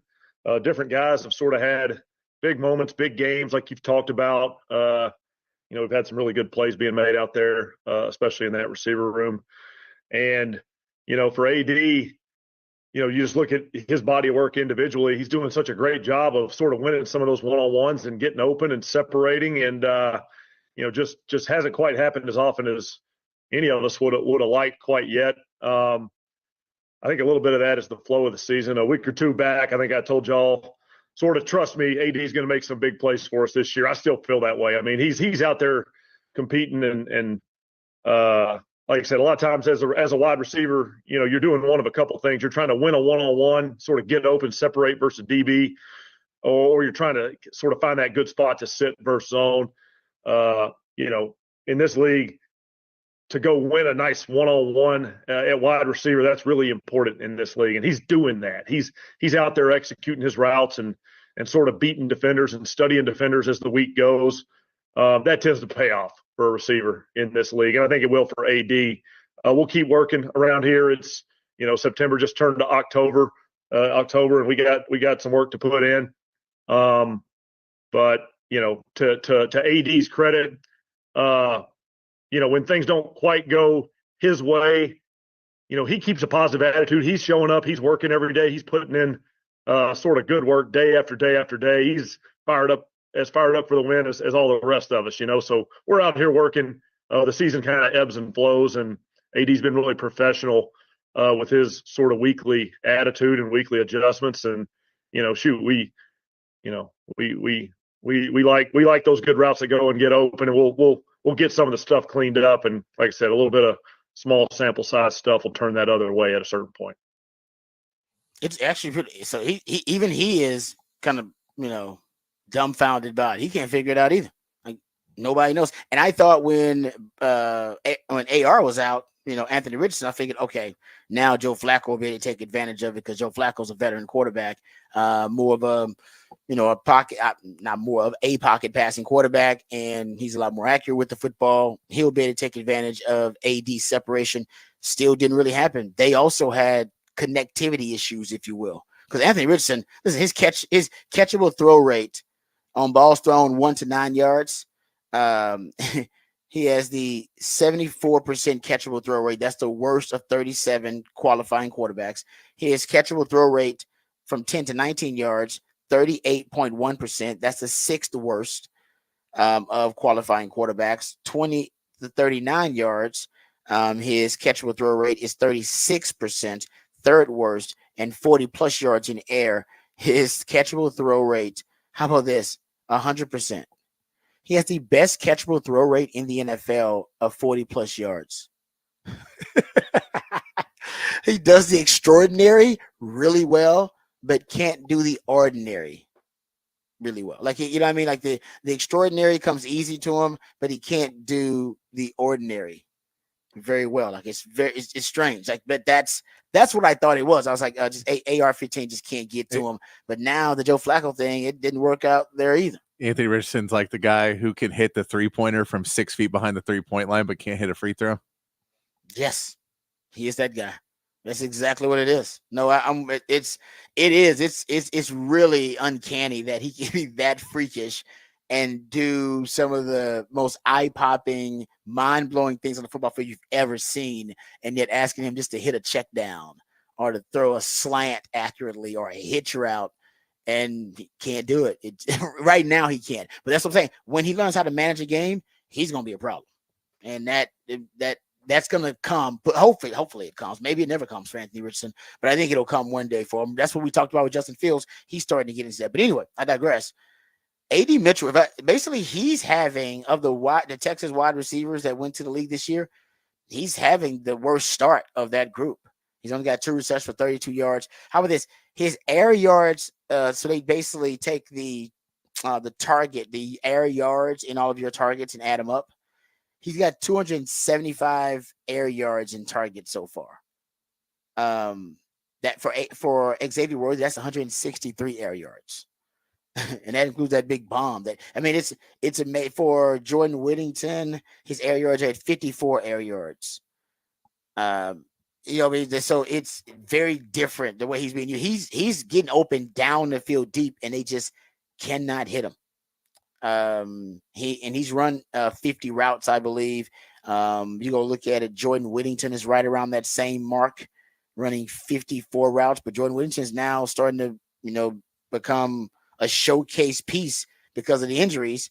How about this? There were 32 dropbacks for Matthew Stafford on this past weekend, and Jordan Whittington had 31 routes on 32 dropbacks, and team high route share and a team high share of targets. He had 6 receptions, 62 yards, 27.6% share. He's starting to become a crucial, pivotal piece for them.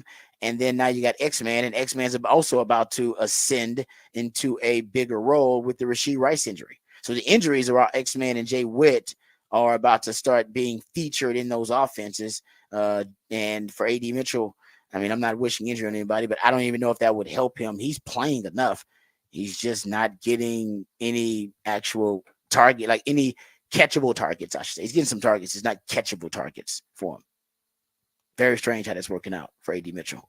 All right, so there you go. So AD Mitchell, somebody please save him because he led the NFL in ASS in week 1 and in week 4. He's the only wide receiver to do that. I'm about number one in the NFL, not among rookies. Number 1 among every wide receiver in the league in ASS, average separation score, in week 1 and in week 4. And he's got 2 receptions to show for it. Man. Got to be frustrating for him. But Coach Jim Bob Cooter says he's still got a really good attitude. So that'll turn around at one point. It's just a really frustrating way to start the season for AD Mitchell. All right, let's get to this Gabe Eichert tweet that I wanted to, and we'll get to the SEC all conference teams for the week. We'll get to that coming up a little bit later on from Pro Football Focus, by the way. We'll get to that, but this Gabe Eichert tweet was interesting. So he's an analyst for Oklahoma football, does film study. I think he does a show on Sirius, if I'm not mistaken. But he was a consensus All-American there, played in the league for a few years, had a cup of coffee like myself in the league. And he put out some thoughts about his initial film study of the Texas defense. And here's what he said. Some early thoughts on Texas defense. Keep things very simple. Trust their guys to win their battles. He said number 45 playing very well. That's Vernon Broughton, who is playing well. Had his best game, actually, of the season versus Mississippi State, where he had a strip, sack, and a fumble recovery. Did it all on his own, too, so it was a hell of a play. He said through 5 games, blitzed the least of any defense I've ever studied. They don't blitz a lot. No need to, really, for Texas. They got the edges to get there and guys that can win one-on-ones. He says here, this is probably the most controversial of his statements. He says attack number 0, he's good, but the worst player in their front 7. He said number 11 going to be a dude. He's talking about Colin Simmons. Number 11 is going to be a dude. When he says attack 0, he's the worst player, someone asked him to clarify. He said, well, he leads the team in tackles. Second most sacks on the team. Pro Football Focus had him going into that Mississippi State game as one of the highest graded, top 5 highest graded power 4 linebackers in the country. So what do you see? Like, tell us what you see. Could you elaborate on why you said they should attack Anthony Hill? And he said, Anthony Hill, he said, sure, he's good, but doesn't display great recognition in the run game. Doesn't have the punch 33 has, taking on blocks. That's David Benda. He said gets lost in coverage the most of anyone on the defense. He's awesome. When in space, he can just run and make plays, but a lot more to playing linebacker than that. So that's his his opinion about Anthony Hill.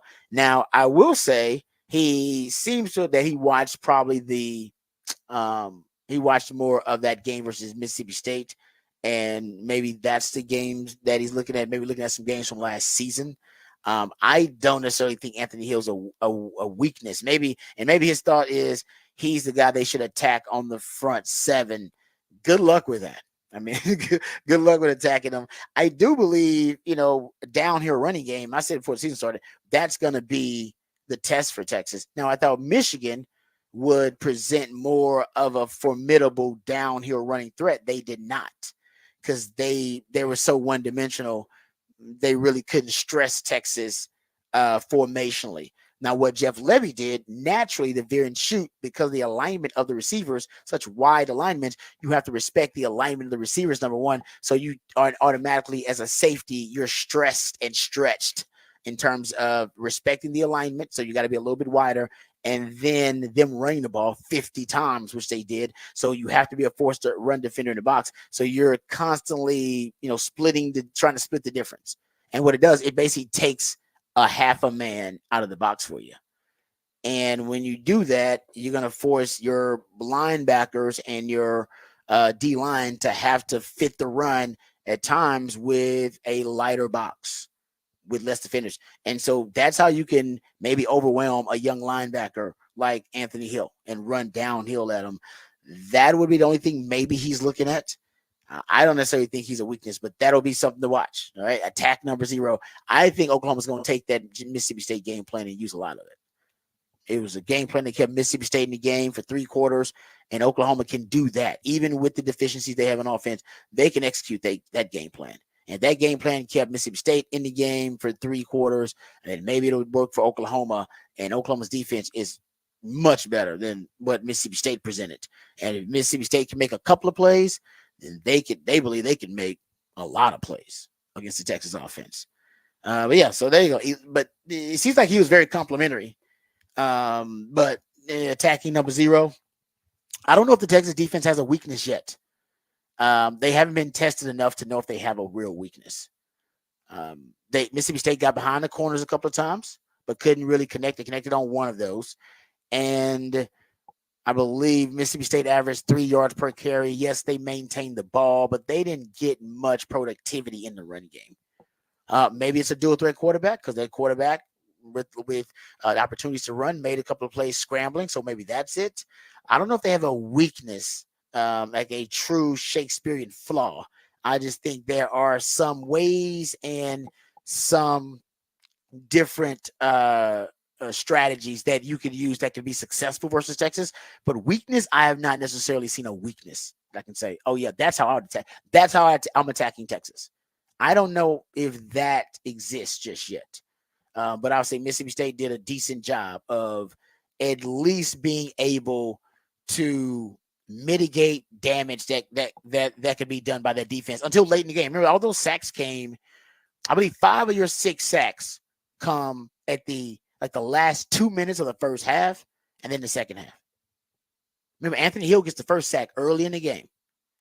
And then you don't get another sack till the last 2 minutes, the last 2-minute drive, basically, of Mississippi State. I think under the last 2 minutes because they ran a NASCAR package and got a sack. And then the rest of them are in the second half when you start to pull away. All right. So they were able to kind of mitigate the damage and the run that Texas is on. Now, Texas was their own worst enemy. Drop, touchdown pass, the fumble in the red zone. Those are things that could have helped Texas pull away from Mississippi State. So I don't know if it'll work for Oklahoma, but I bet that's the way they're going to go. So I don't know if I wouldn't say Texas has a weakness or even a player specifically to exploit. But Georgia can do a lot of things, but we'll see. Georgia's probably the one team that worries you that can do a little bit of both. They can chunk it downfield. They got a high-level quarterback. They got the offensive linemen and the running backs to execute a power running game if need be. Everybody else, though, has been limited, and Oklahoma is also very limited on offense, too.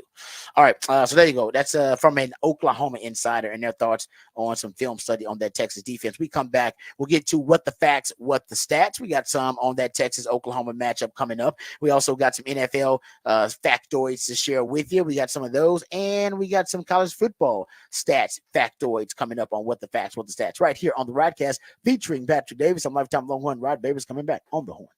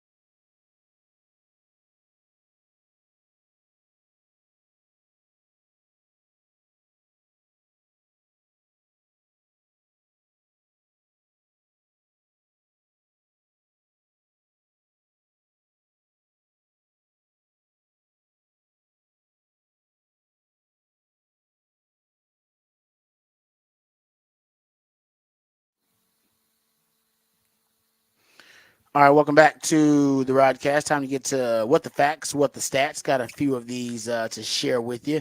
How about this one from the game early this weekend at Monday Night Football doubleheader? The Seahawks gained 38 first downs in that game against the Detroit Lions. 38 first downs. It was the most first downs in an NFL game by a team that lost. They've never, no team has ever gained that many first downs in a game and lost. That's because the Lions also made history because they had a quarterback that was perfect, 18 of 18, and they were 19 of 19, and also won the turnover battle. But that is crazy. I mean, the Lions allows 516 yards of offense. That's the most in any game so far this year. They allowed 38 first downs and 516 yards of offense, the most yards in any game allowed this season. And they allowed the most, 38 first downs. That's the most first downs in loss in an NFL game ever. But that's what happens when your quarterback is perfect. Your defense doesn't really have to do much. That's how efficient that offense was, that their defense actually had one of the worst performances they've had probably since Dan Campbell's been there. None of it really mattered. Yeah, that was the weird Yeah. thing on Monday. It was the two games, and one of them had no offense, and one of them had too much offense. That is true. Yeah, you're right. Yeah, One of them was a stinker Yeah. offensively, but that game was fantastic. You had points galore. That's ultimately what the NFL wants. If they have a game that's not necessarily competitive, they like them just scoring and moving the ball all the time. That's kind of the ideal situation for the NFL. Another factoid here in what the facts, what the stats. How about this one?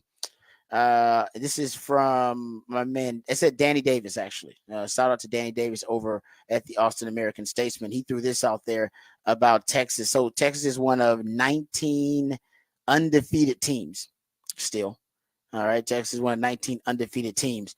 And only of those undefeated teams, Army, Indiana, Tennessee, and Texas are the only ones that have not yet trailed this season. And Texas and Indiana, the only members of that group that have played 5 games, while Texas and Tennessee have played, just Texas and Tennessee have played a ranked opponent. So only Texas and Tennessee of that group have played a ranked opponent. Tennessee looked really good, and Texas looked really good against that ranked opponent. And man, to have not trailed yet this season, I don't know if, but you know what, they could have happened in that game though, because Mississippi State drove down, 7-minute drive. Yeah, and they went for it on 4th down twice. First time they converted, and the last time they didn't convert. That should have been a field goal. Jeff Lebby should have. It should have, but it was a 50-something yard field goal from there. It was a 50-something yarder. You got to try it though. You got to try it. I don't know. That's the thing is you can't. I don't think they wanted to get that one blocked or like that was. It was a long enough field goal that it felt like it should have been closer than it was. Because I remember that drive, and then they're like, "Well, they're in field goal range," and then you looked at where they were at, and you're like, "They're not really though. They're in a really long field goal." And for the NFL, that's not as long, but in college, that's a pretty long field goal, depending on who your kicker is. Yeah, but I don't know. I don't know. I think if you'd have taken that chance, you'd have been thinking about it at one point. You'd have to lead in that game twice, actually, because you'd had a 9-7 lead at 1.2. I don't know. I think you got to try. But the fact that they were taking chances, that's why they were in that game. They took kind of that Joey McGuire recipe. Joey McGuire went for it on 4th down like a record number of times against Texas and converted. That's what they were trying to get. Yeah, they were at it was about a 50-yard field goal. They were at the 33. I think I think you might need to try it. Points on the board, man. And Texas goes down and scores in 5 plays. Think about what that did to your mental psyche. It's like, all right, we went down. We had a 13-play, 47-yard drive that took 7 minutes off of the clock. We got down to the 33, got nothing. What did Texas do? Oh, they scored in 5 plays. Touchdown, 5 plays. So I think that's why I think I would try the field goal, because I think even psychologically it'd have been healthier mentally for the team. Like, we missed the field goal. That's all right. It's all right. We almost got points on the board. Man, it's stopping on 4th down and Texas going down and scoring right away. But it didn't help Texas. Texas still, after the fumble by Jaden Blue, and then they end up with the drop Jonte Cook potential touchdown. Texas really didn't help themselves either. They could have pulled away too, but just didn't happen.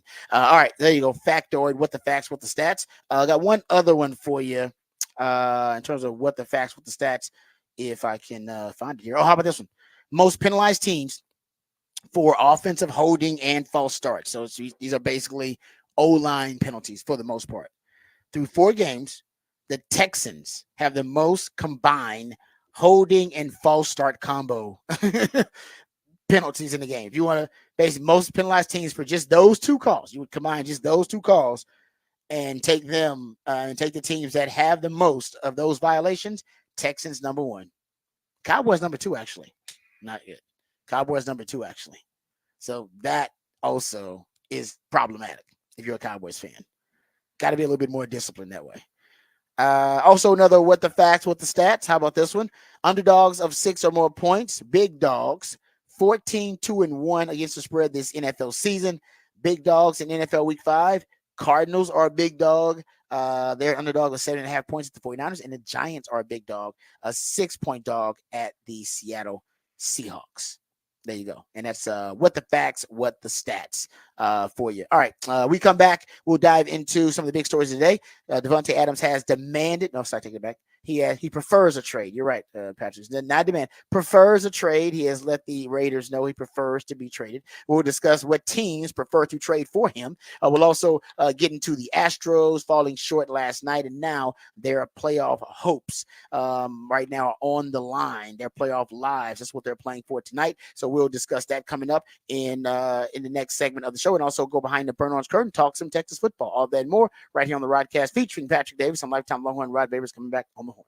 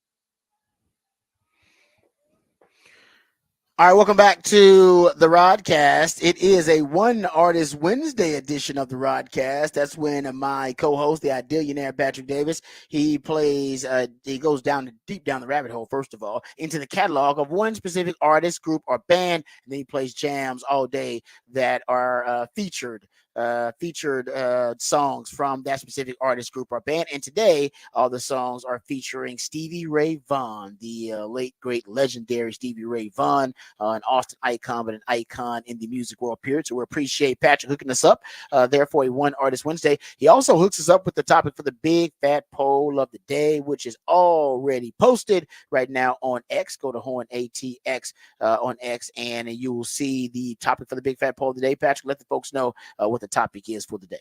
Time for the big fat poll today. Which one-loss team in the NFC is most likely to win their division?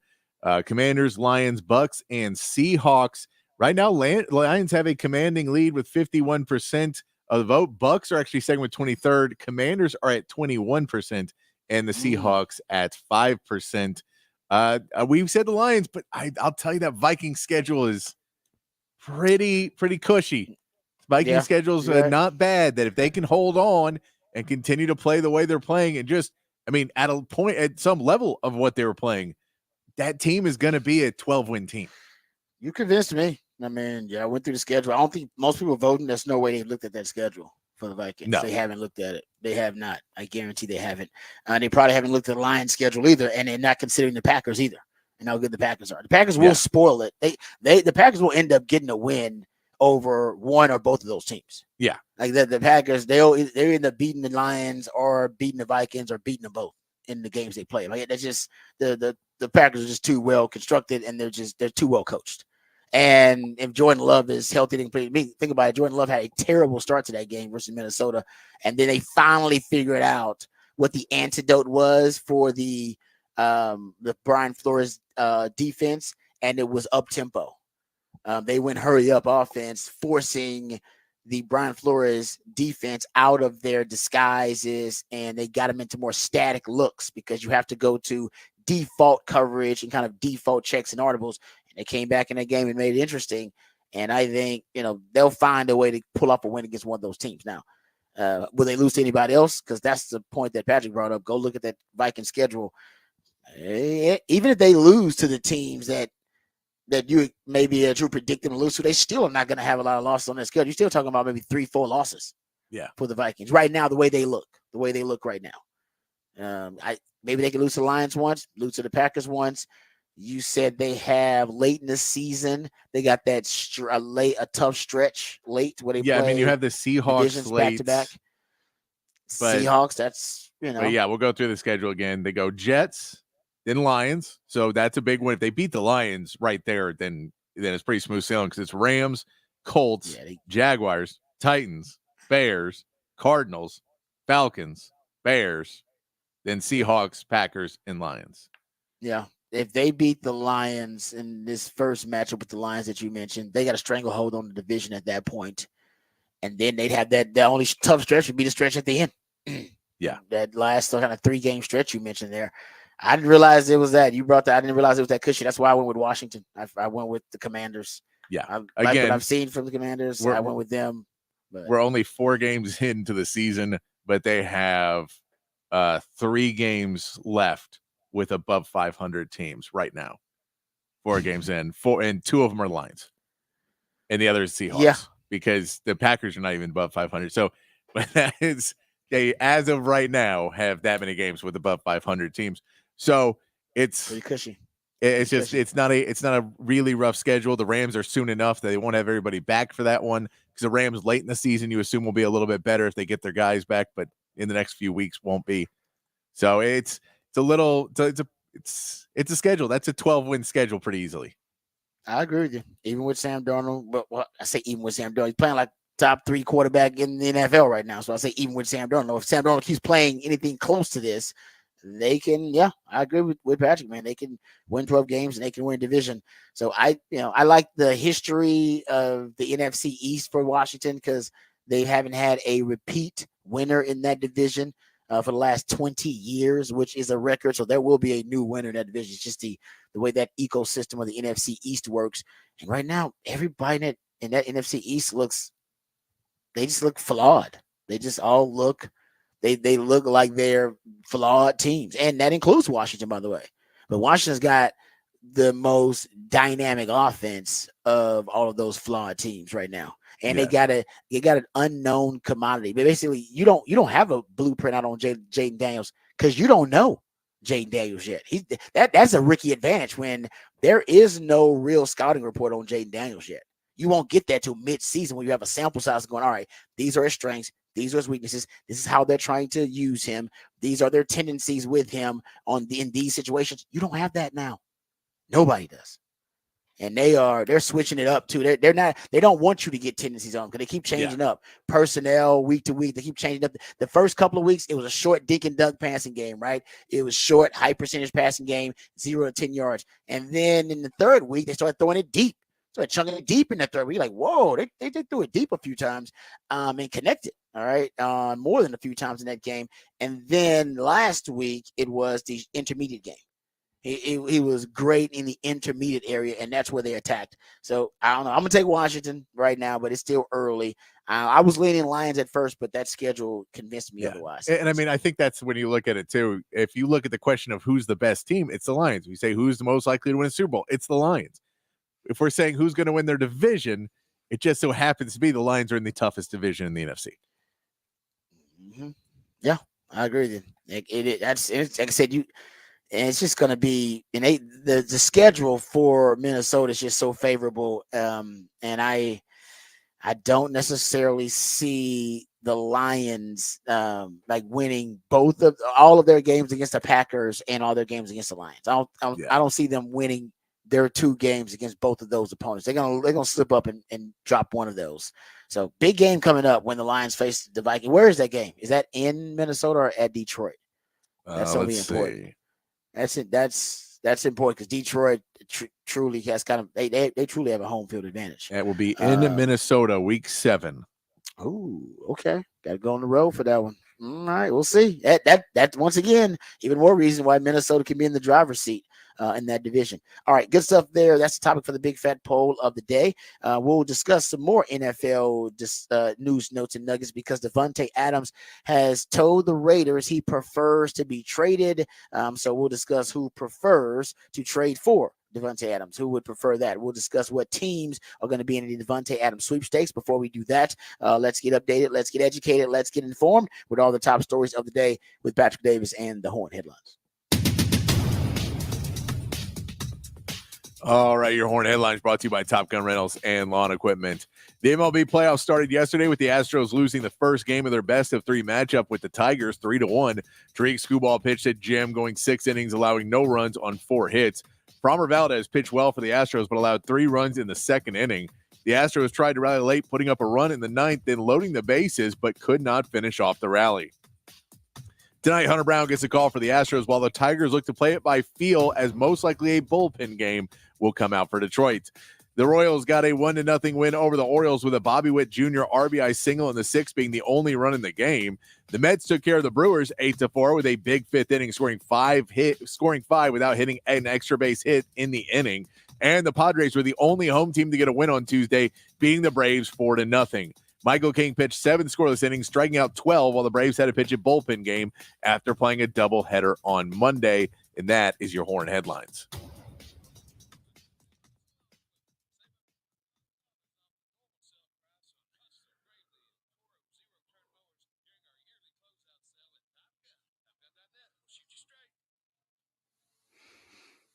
All right, thank you, Patrick, for the Horn Headlines. Before we get to the Davante Adams story, which we'll dive into here in just a second, baseball fans, especially Astros fans, will be on pins and needles today because they are playing for their playoff lives. Disappointing loss to the Tigers in their first postseason matchup, and it was just as Patrick predicted. Skubal was a problem. Tariq Skubal was unbelievable in his first playoff start. You said he was the best pitcher in baseball, and he pitched like it, unfortunately, for the Astros last night. He pitched 6 innings, scattered 4 hits. He did walk 1 batter, but struck out 6 and threw 64 strikes of his 88 pitches. He was struck in the wrist by a line drive at one point in the second inning. It did not matter. He fought through it. He also had some cramping issues. I think that's what ended up ultimately why he left the game, because I think he had some cramping issues, but that didn't matter. He still had a spectacular performance and held the Astros scoreless until, well, not until the 9th. It wasn't him, but they didn't score until the 9th inning to try to make a rally out of it, which was an unsuccessful one.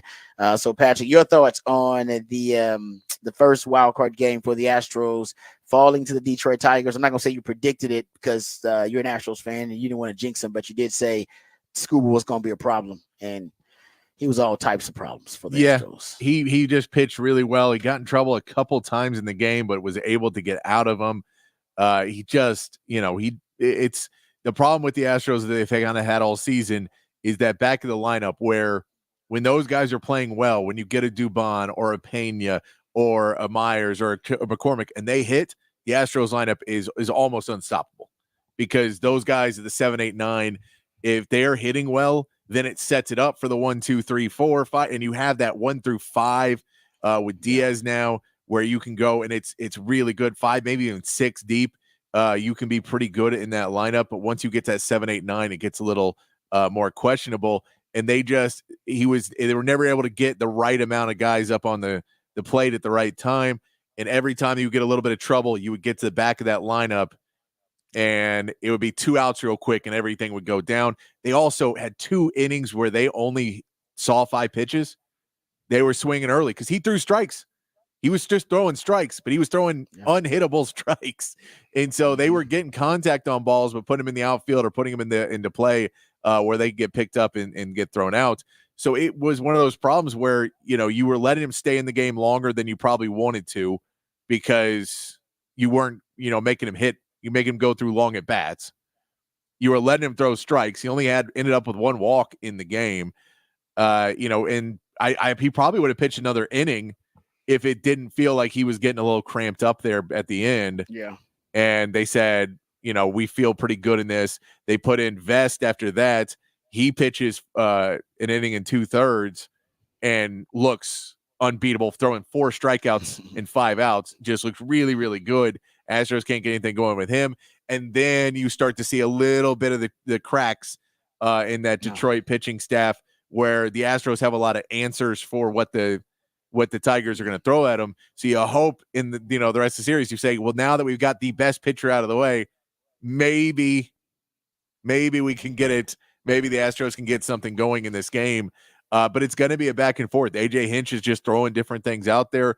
You're going to have Hunter Brown going out there tonight in really what is his first big pressure moment as a top guy in the Astros rotation, where before he kind of fell into that. Maybe he's your 5th starter in the playoffs.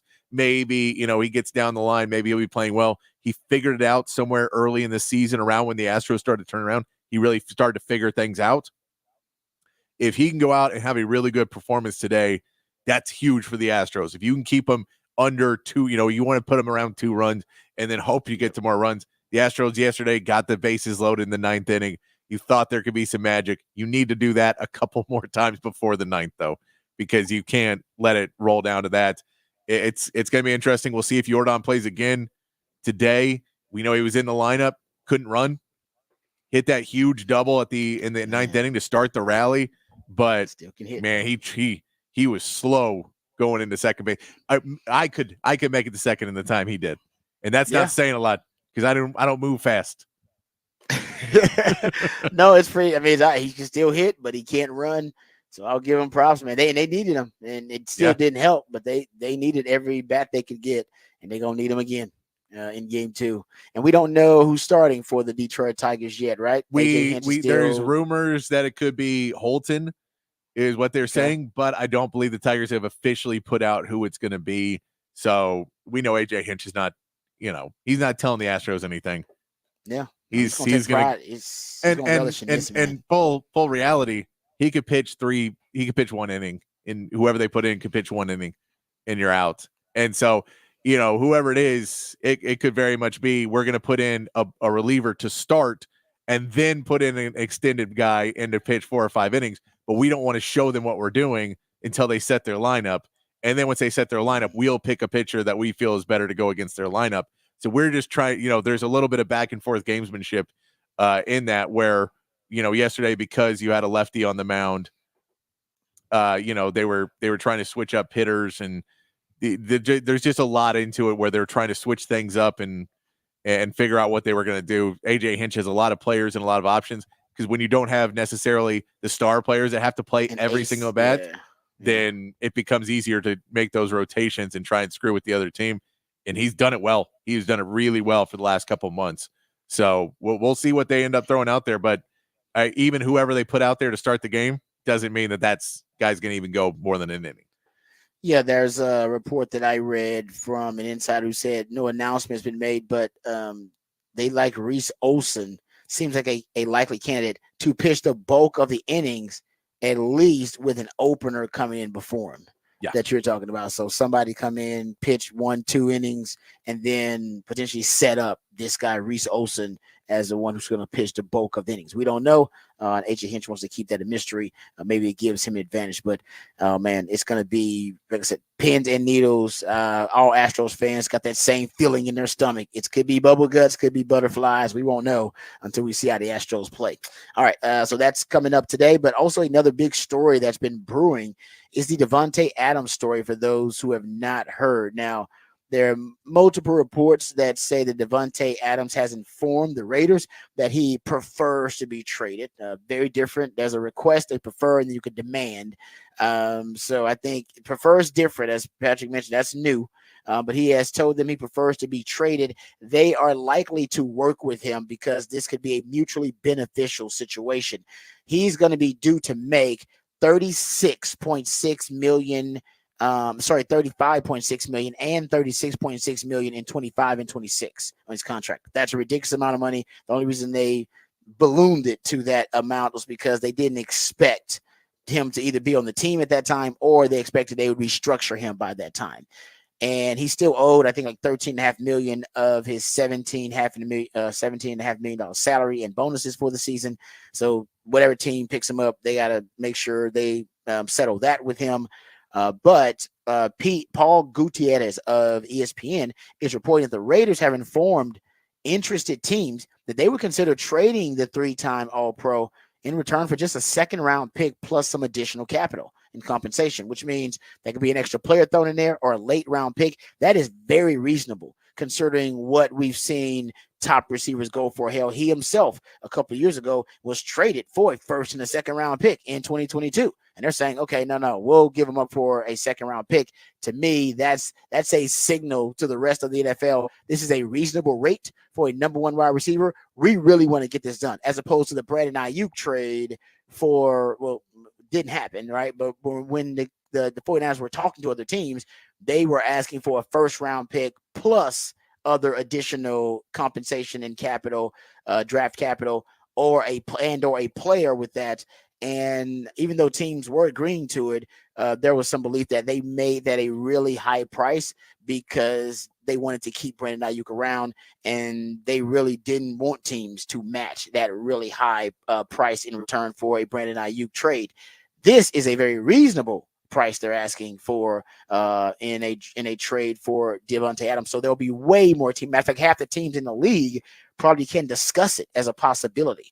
They won't pursue it. You'll get, I think, 7-8 teams maybe that will be interested in actually pursuing Davante Adams, but at least it'll be, like I said, a reasonable, realistic conversation for a lot of teams. He is listed as week to week, but there are some people, and it's with a hamstring injury, but people believe that that's more of them negotiating, at least his people negotiating that he no longer wants to play for these Las Vegas Raiders. On that receiver series that aired on Netflix last year, he was open, very forthcoming about his disgruntlement, if you will, and frustration with their situation. And it seems like Antonio Pierce, when he came on, was able to convince Adams to give them another chance. And I think now they have exhausted any leeway he was willing to give them. So he is asking for a trade. So here's the question. Who should trade for Devontae Adams? I think, because there's also it's just been less discussion and less reports about money and more about him just being displeased with the Raiders situation as a non-competitive team. They're out of it. And right now they may be closer to rebuilding than they are to competing for a championship. So if that is the case, he wants out. So if he wants to compete for a championship, that's also a factor we had to consider. So I would throw out there, first of all, the number one team that everybody should be freaked out about is the Kansas City Chiefs. You don't want him to go into Kansas City. I don't want him going to Kansas City. If he goes to Kansas City, that's a problem. Kansas City needs a number one wide receiver. They just lost Rashee Rice for the season. They may be desperate enough to do things they don't normally do just because they are trying to get a three-peat, all right, with something that's never happened in NFL history to win 3 in a row. So they may be willing to be a little bit desperate, especially considering where the offense is right now. The worst start to a season for Patrick Mahomes in his career with the Chiefs. That offense is not right now a lethal, prolific offense by any means. And we know that Brett Veach, the GM, is rebuilding the wide receiver room. That's why they drafted Xavier Worthy in the first round, and they brought in Hollywood Brown. This would track with them reinventing that wide receiver room. And what wide receiver doesn't want to play for Patrick Mahomes? If there was a wide receiver out there that, like Devontae Adams, that he could be a number one here. If there was a situation where you can convince a receiver like him to either take to give you a discount or to take a bit of a pay cut, Patrick Mahomes and the Chiefs could do it because they can offer you a Super Bowl potentially. All right, they offer you to be a Super Bowl contender off the bat. You could play with the best quarterback in the league and for the best play caller and play designer in the league, and Andy Reid. All those things, those are benefits I think a guy like Devontae Adams will be willing to listen to. And he may be willing to sign a mercenary deal with them, a 1-year deal with them, just to win a Super Bowl, just so that they can explore whether, it would be a nice arrangement for them to sign a deal in the future. But for the time being, give him his money, give him his guaranteed money that's left on this deal for 1 year. And if you're Kansas City, I'd make that call and I'd try to talk to him and let him know, hey, we can offer you something nobody else can, to play with the best quarterback in the league and to win a Super Bowl. Nobody else can realistically offer you that. No, and a lot of the teams you'll name and you'll put up there probably can't offer the target share that he would get there either. Oh, yeah, he'd be number one. He's the number one guy. Because you go, Travis Kelce still, he hasn't looked great, but you figure that'll work itself out at some point this season, that it'll get a little bit better with him and Kelce. And then Xavier Worthy and then Hollywood Brown will get some, but those guys feel to be more deep shot and more big play guys and not every down guys. But you fall in that Rashee Rice role. Rashee Rice was getting a huge target share in that. So it's not a lot of teams, because there's other teams that'll go for him that can't offer that target share because there is another guy on the roster that they want to put on that target share. And at best, you're going to be splitting 50-50 with him, and then everybody else gets the scraps.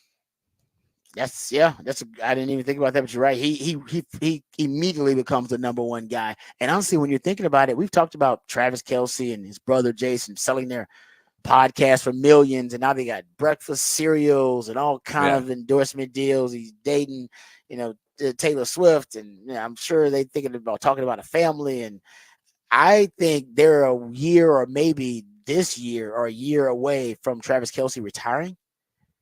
And if you're Devontae Adams, you're like, listen, man, this guy needs a new go-to receiver. Yeah. All right. Give me a couple more, few years. Yeah. Yeah, exactly. You could actually be his go-to receiver for 2 or 3 years. You were that for Aaron Rodgers at the beginning of your career. You could be that for Patrick Mahomes toward the end of your career, while we start to kind of, retool the offense and reimagine this offense post Kelce. And maybe it could be a Devontae Adams, Xavier Worthy, passing game, driven passing game. Oh, man. Well, you working underneath and Xavier Worthy just taking everybody deep. So that would be part of my pitch. Like, hey, man, you want to be a part of the future of the Kansas City Chiefs? You could be that guy. All right. That could be you. So that's scary. And that's something to look at. because I think they got the draft capital to do it. And of course, at this point, they're trying to get to a three-peat. So they got the desperation factor working for them. And they got the well, I didn't say just paid Chris Jones. They got the money because Patrick Mahomes ain't even a top 10 paid quarterback. So they got the money. I don't listen to it. They got the money. They just paid Travis Kelce too, but they got the money. Other teams, we kind of went through a list. If you want to look at the odds, here are the odds from betcalifornia.com. They have the Jets with the best odds to sign or at least to trade for Devontae Adams at plus 400. Then significant drop off. They got the Ravens and the Cowboys both tied with the second best odds to acquire Devontae Adams plus 1250. And then the Steelers, third best odds at plus 1750 to be Devontae Adams' next team. The Steelers were a team that was interested in Brandon Ayuk at one point when the 49ers were offering him up for a trade. So maybe they're in that conversation. I think the Bills should be in that conversation. Yeah.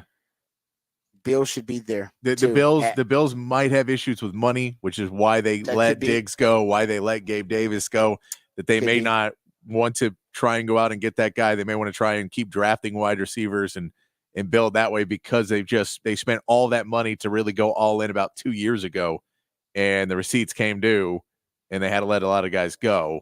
So it may be an issue that they just don't have the funds to do it, but I'm at least making the phone call. Yeah. But you're right. It's a good point. They have, because of their salary cap situation, and now they're a competitor.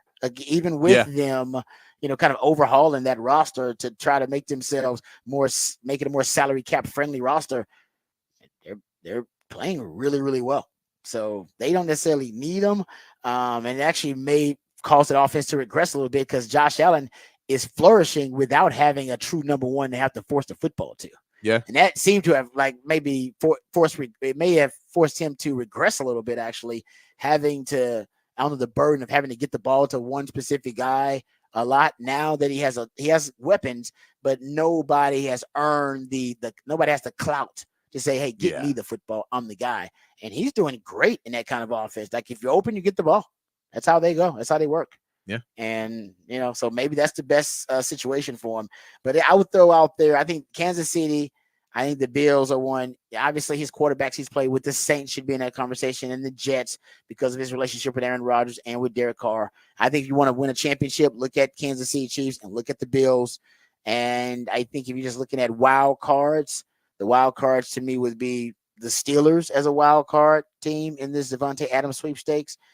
I don't see the Cowboys doing it, even though I know the Vegas odds list them there. I just don't see them doing it. No. That's crazy. I think the Ravens is an interesting one. The Ravens is interesting. That's because they just haven't, they went 0-2 in the first two games. They went power run against the Cowboys, and then they went power run again the next week. So are they going power run because they feel they don't have the weapons in the passing game? Isaiah likely had that huge game week one and hasn't done anything since. Mark Andrews has basically been obsolete, hasn't really done anything this year. He's been one of his go-to guys. Zay Flowers, you were expecting him to take a jump in his second year. He looks more like he's having a sophomore slump. So is that the offense? Is that Lamar Jackson? Or is that they just don't have the guy and you added Devontae Adams and it opens the field up for everybody else now because now you have a number one in there that you feel you can get the ball to? I think that's an interesting one that if they feel and Lamar Jackson he goes, you got me Odell Beckham Jr. for a season and he barely played. And that was your whole, we're going to make you happy by getting you a wide receiver. And I got like 6 games out of Odell Beckham Jr. Yeah. So good point. Go get me a wide receiver. Like get me the guy. He's available. 2nd round pick. You would kill for a 2nd round wide receiver that turns out to be him for 2 or 3 seasons. You would love that. So go out and get him. Point. And then love it. The other great wild card, I think Washington Commanders would be in a really interesting place for Devontae Adams. That's a good wild card too. I like your 2 wild cards. The Ravens and the Commanders will be great wild cards. Now and the Ravens are a Super Bowl contender too.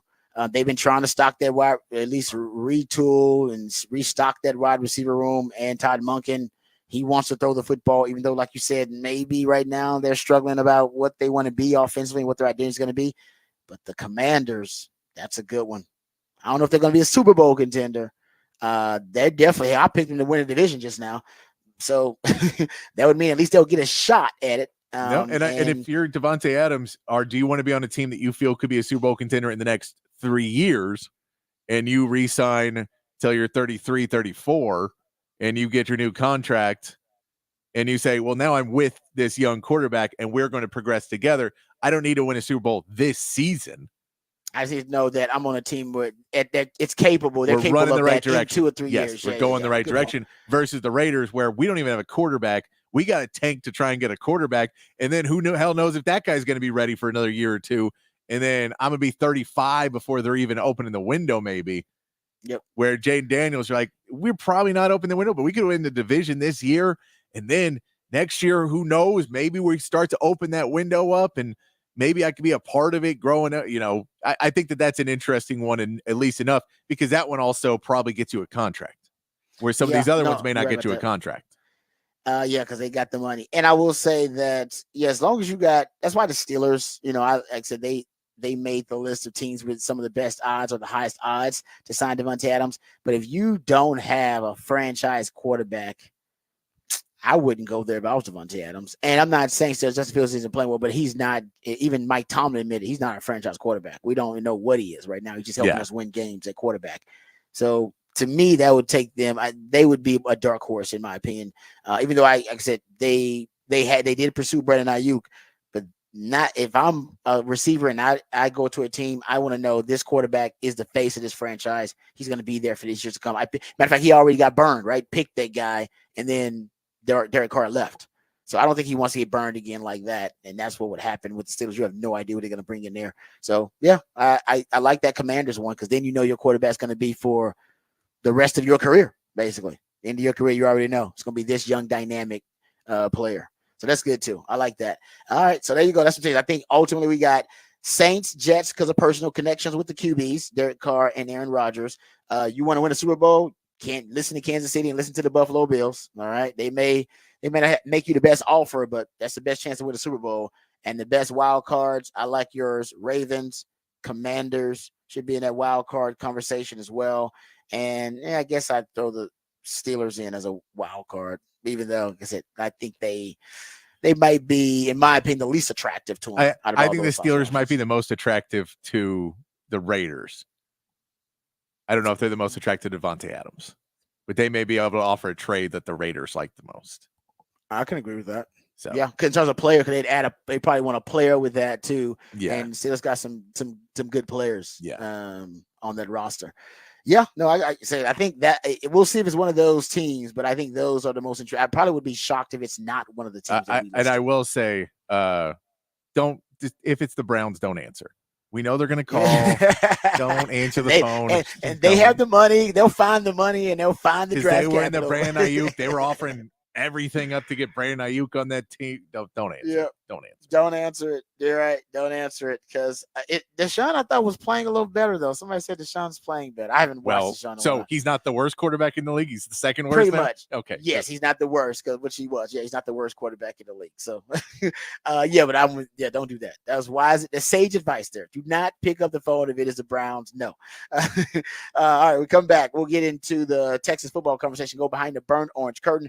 Which one of these Longhorns have improved their draft stock the most? We'll talk about that when we come back, and also get into the Pro Football Focus SEC Team of the Week. The Longhorns didn't play to their standard, but doesn't mean a lot of Longhorns didn't play to a really, really high level. We'll get into that because Pro Football Focus giving their weekly accolades, and they got a lot of Longhorns listed on their Team of the Week. All that and more right here on the Rodcast featuring Patrick Davis. I'm lifetime Longhorn Rod Davis coming back on the Horn.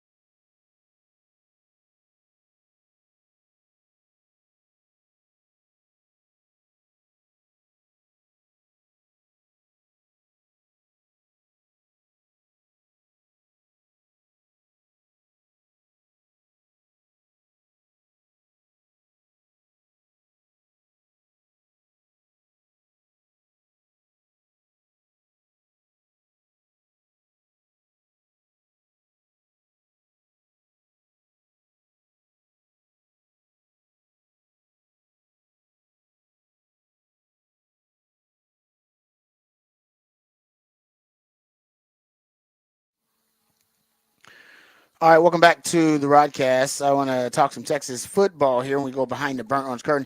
So, Pro Football Focus has their team of the week, and they do it for each conference. So, week 5 in the SEC, their team of the week had it's 7 Longhorns listed. They just do a first team offense and a first team defense. They had 7 Longhorns listed on their SEC team of the week. Arch Manning made it because he was the highest graded SEC quarterback last week. Yes, that includes Jalen Milroe. They had him as the highest graded quarterback in the country, actually. Pro Football Focus measurements and their grades. They also have here Kelvin Banks Jr. He was the SEC Offensive Lineman of the Week. And by the way, third Texas offensive lineman to win, or at least to be honored with the SEC Offensive Lineman of the Week so far this season. You had Cam Williams, Jake Majors earlier this year, and now we have Kelvin Banks. So that offensive line's playing really well. At least you're getting a lot of individual accolades for those guys early on in the season. Those are the only 2 offensive players that made it. But defense, you had Vernon Broughton made it. Vernon Broughton was the highest graded interior lineman in the SEC for week 5. Jermaine Lole made it. And, of course, Colin Simmons. Colin Simmons ended up with 2 sacks in that game versus Mississippi State. And he now has 4 sacks. And remember, I told you, I think my prediction is he's going to get you double-digit sacks.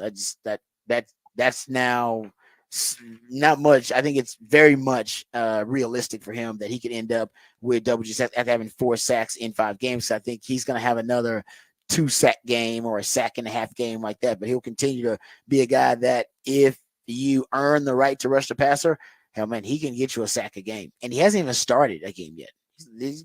He's your leader in sacks and hadn't even started a game necessarily yet. And he's starting to play more. And I think the more he plays, the more plays he's going to end up making. I think he's that impactful. But when you start looking at, Colin Simmons and, you start looking at his upside and what he could be, I mean, he's just scratching the surface. He's still a liability actually against the run sometimes because he crashes down sometimes a little too aggressively, doesn't set the edge always. Sometimes his speed rush upfield, he leaves some gaps in some running lanes. As the more he plays, the better he'll get. He's going to be a different player by the end of the season. I don't know when he's going to get his first start. I don't know if he does. Some people already said he should start over Trey Moore. Trey Moore is playing well. He's just not getting splash plays. And for some Longhorn fans, they're like, well, put the guy in who's making splash plays. Let him play more instead of Trey Moore. I like the rotation right now they have with the guys. They got a lot of guys stepping up, making plays. You got 6 sacks in the last game. Broughton got a sack. Anthony Hill got a sack. Colin Simmons got a sack. Vernon Broughton. I think Colton Bostic got a sack too in that game. I mean, you got a lot of different guys who stepped up, especially on that edge. You're as deep as we thought on the edge. I thought Trey Moore would have at this point more of those havoc plays. And it's okay he hasn't had them because it's not like you're lacking for him. Period. You're getting them in bunches. You're getting takeaways. You're getting sacks. Now you got 13 more wins in the season.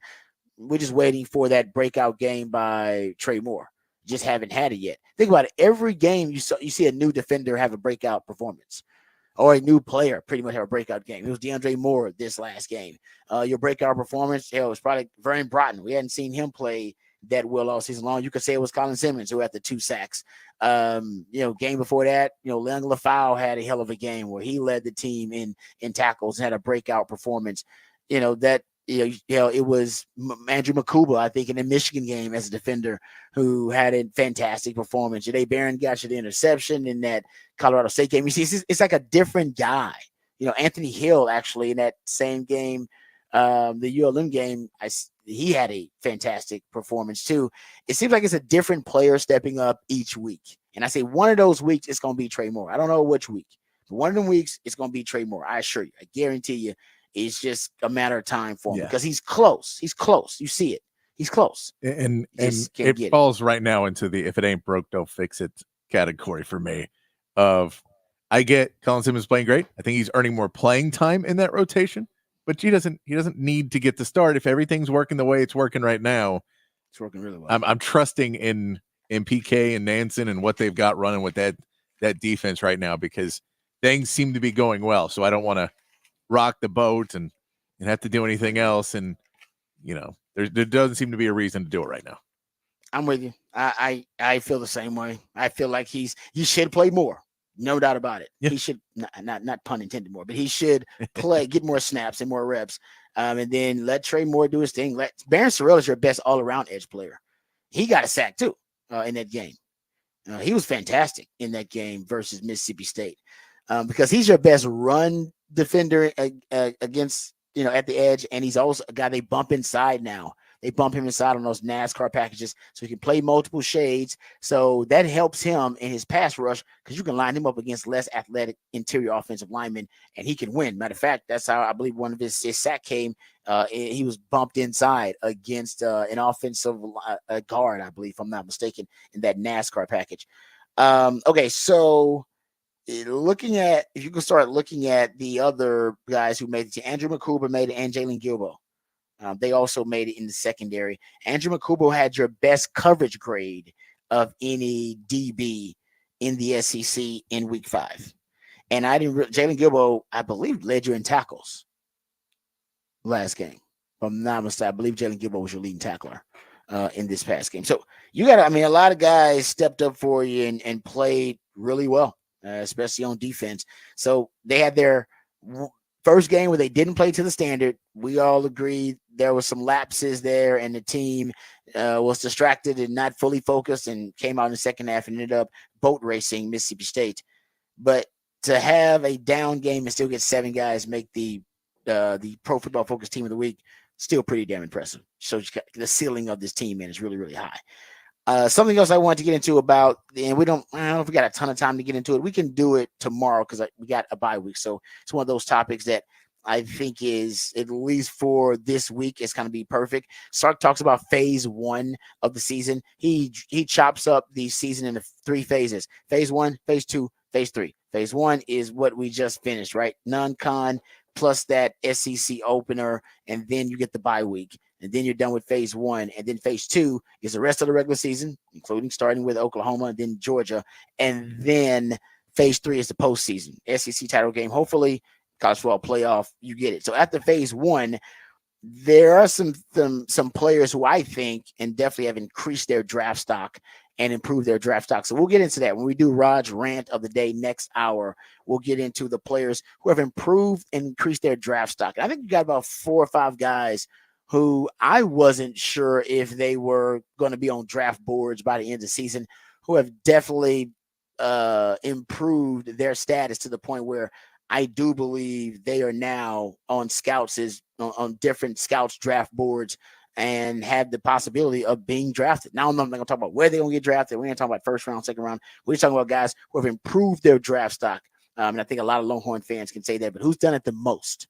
Where we've seen the biggest leaps. We'll talk about that coming up because Jordan Reed over at ESPN, he gave a few Longhorns some love who we have not talked about as draftable prospects, but after they've showcased themselves this season, now you have them in that conversation, certainly. So we'll do that on the other side, but when we come back off the record, we'll have some crazy, wacky stories from the sports world, some beyond the sports world, and we'll have some fun with that on a Hump Day edition of the Rodcast right here on the Horn with Patrick Davis. I'm Lifetime Longhorn. Rod Davis coming right back.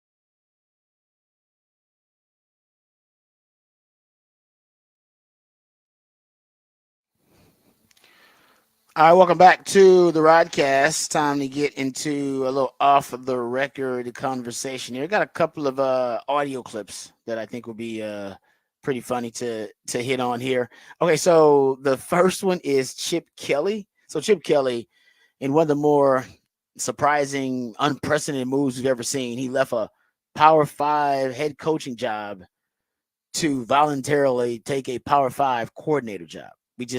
I'm sure it's happened somewhere. I can't recall it happening. And so now he's at Ohio State as the offensive coordinator, and he really is a brilliant offensive mind. But he said one of the when they asked him about the biggest difference between, being a coordinator and being a head coach, I guess one of the benefits. Here's what Chip Kelly had to say about the biggest difference to him. You can go to the bathroom between series if you have to. It's about the only difference, I think. It's always kind of tough. Coach Coop can tell you that on the sideline. It'd be really difficult to say, hey, I'm going to leave, you know what I mean? But there's a bathroom upstairs by the booth, so if need be. I'm telling you, we don't talk about it enough, but the football culture, there's no bathroom breaks. Not enough bathroom breaks in the football culture. I'm tell you that. In baseball, don't worry about it. Guys in the dugout, they're going back and forth, doing whatever they want to do. In basketball, I've seen guys leave because you got guys on the bench and they can just go right back to the locker room because the venues are built that way too. I've seen that every now and then. Like, oh, guys, must got to go to the bathroom. In football, now they have I would say now they have the big tents, like the little tents on the sideline. I don't know if there's a restroom in there. I think it's a way to go ahead and evaluate the guys and injuries. I don't know if they got a little porta potty or something in there. Maybe they do. And that would make sense. But I'm an old head. For my entire football career, football has the worst bathroom culture of any sport. I remember you just can't go to the bathroom. I remember there was one time, I think Justin Tucker got caught on camera relieving himself on the sideline. It happens. Yes, we had to once surround Chris Sims, like all of us, just so he can go to the bathroom on the sideline. We all look as the big old line. Everybody just kind of got around him just so that they couldn't see, so he can go to the bathroom. Like this is what we resorted to. We had to resort. It's terrible bathroom culture. Why isn't there a porta potty somewhere on the sideline so you can just go in there, go to the bathroom, and then come right back out? It's terrible. Trust me, I had to deal with it as a player. And you hydrate, and yeah, you sweat some of that off. But every now and then, you realize in the middle of the first quarter, like, dude, I kind of gotta go. Yeah. I actually have to go a little bit. And by the second quarter, when they're on they're doing a 2-minute drill, I'm gonna have to pee my pants. And by the way, I played with multiple guys, all right, that relieved themselves just on the field during play. I played with 2 guys. They actually went number 2. They didn't do it on purpose. They took a hard hit, or it was some, some stressful maneuver of some kind. And they could not hold it. It was already, the bubble guts was already, percolating, and boom. And actually, it was like a fake injury. It wasn't a fake. I mean, the trainers came out, they stayed down, and then they had to be taken off to the sideline. And man, we wear white pants. We wear white pants. Yeah, you better hope it's a rainy day and muddy. Oh, just sliding around on the mud. It was not. No, they had to just surround him as they helped walk him off the field to make sure that nobody got that view of that potentially. But happened twice in my football playing career at Texas. Happened twice. Once to an O lineman, once to a DB, and to the grave. To the grave, people. All right? No. I will take that. You would never hear me say those people's names, ever. Do you know DK Metcalf had to do had to get on the cart? Yes. And everyone's like, what's wrong? He was on the cart because he comes running out. They're like, what was wrong? And he's like, man, I had to go. And the bathroom's far. It is really far. Like, it's too far for me to run there because I'm going to miss a special teams assignment. Well, you're going to see how I'm running. And you're going to be like Lamar Jackson. Yeah. Remember the Lamar Jackson thing when he was running to the locker room? I was like, what's wrong with Lamar? I was like, we know what's wrong with Lamar when you run like that. That's also one of the biggest NBA urban legends. Yeah, that Paul Pierce? That Paul Pierce when he got put in the wheelchair. It's because did he say did he short it? I don't remember. Because that was the deal. It's forever. He would not say. It was like, no, it was an injury and everything. And then now that Paul Pierce don't care, he had kind of let on that it wasn't. And that's disgusting. But also, I tell you guys, it's true. And I said, basketball bathroom culture is way it's way more progressive than football. Well, because you is get subbed out real quick and go and yeah, you can just kind of slip out when you're on the bench there. You can let somebody know like, hey, sit me down, man. I gotta go.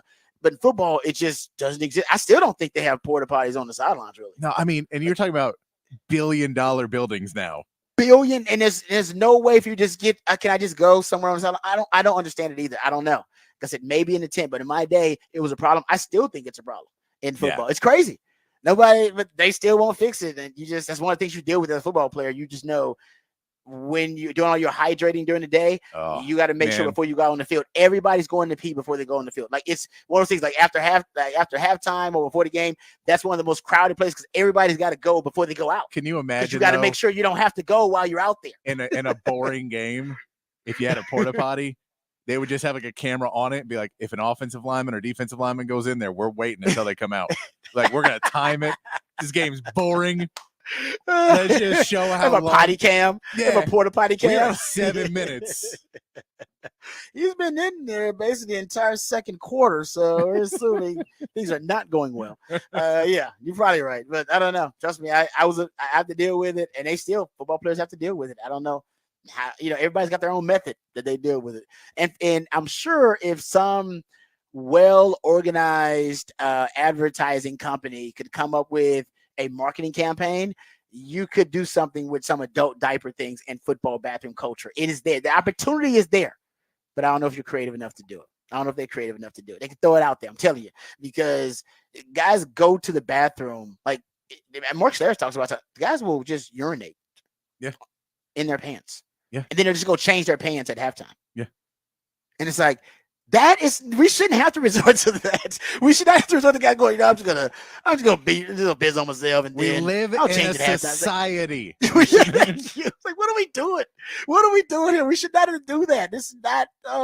I hate football bathroom culture, man. Maybe it just bothers me more than anybody else. All right, let's get to we got my man Nick Shuley coming up. I'll ask him about it. Set list ATX, that's coming up for you in the 9 o'clock. We also will have a discussion in Rod's Rant about who's increased their draft stock the most among the Longhorn players. I got a couple ideas there. We'll dive into some NFL news, notes, and nuggets. We'll talk about the Dallas Cowboys, a couple of common sense moves I think the Dallas Cowboys can make that will help them out. We'll look ahead to Texas, Oklahoma just a little bit, start previewing their next opponent, even though we got 2 weeks to do it. We're jam-packed in the 9 o'clock, as always, right here on the Rodcast featuring Patrick Davis. I'm Lifetime Longhorn Rod Davis coming back on the Horn.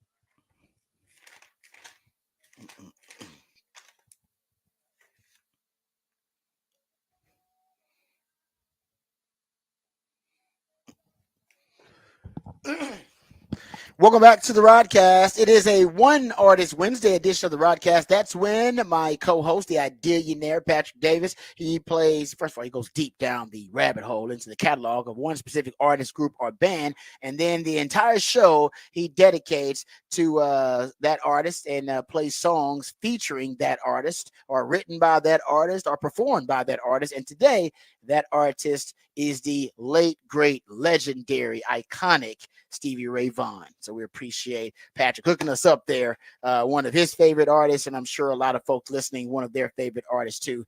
We also appreciate Patrick coming up with the topic for the Big Fat Poll today. Always a great conversation starter, and today is no different. Patrick, what is the topic for the Big Fat Poll of the day? Big Fat Poll of the day. Which one-loss team in the NFC is most likely to win their division? We've talked about it already. The one-loss teams in the NFC are the Commanders, the Lions, the Bucks, and the Seahawks. Right now, the Lions winning it with 51% of the vote. The Bucks second with 22%, 20% for the Commanders, and 8% for the Seahawks. However, we do remind you, the Vikings have a really easy schedule. The Vikings are 4-0. They have a really easy schedule, and it's just going to be difficult for the Lions to pull through that many games because the Vikings, I mean, they could win 14 games in this season. That's how easy that schedule is. But I say they're a 12-win team pretty confidently right now, unless, of course, if there's injuries or anything else that derails anything. But that schedule is really powder puff. So they've already had a major injury. They're projected starting quarterback. Yeah, but you're right though. I was gonna say Lions, and 51% of the folks who voted, they would agree it's the Lions because I think I had a little bit of recency bias watching them. They're the best team. They look great. But the Kim Kardashian, Nicki Minaj, Serena Williams size, Cardi B size, Megan Thee Stallion size, but is your take about the schedule is on the money. I did not look at that Viking schedule. I had not looked at that schedule. I didn't know that was such a favorable schedule. They really only got like 4 more tests left on the schedule, like 4 or 5 real good tests left. And that's obviously 2 division teams. You got to play the Packers, got to play the Lions. Then it's like you said, the Seahawks. So they play the AFC South. They already beat the Texans.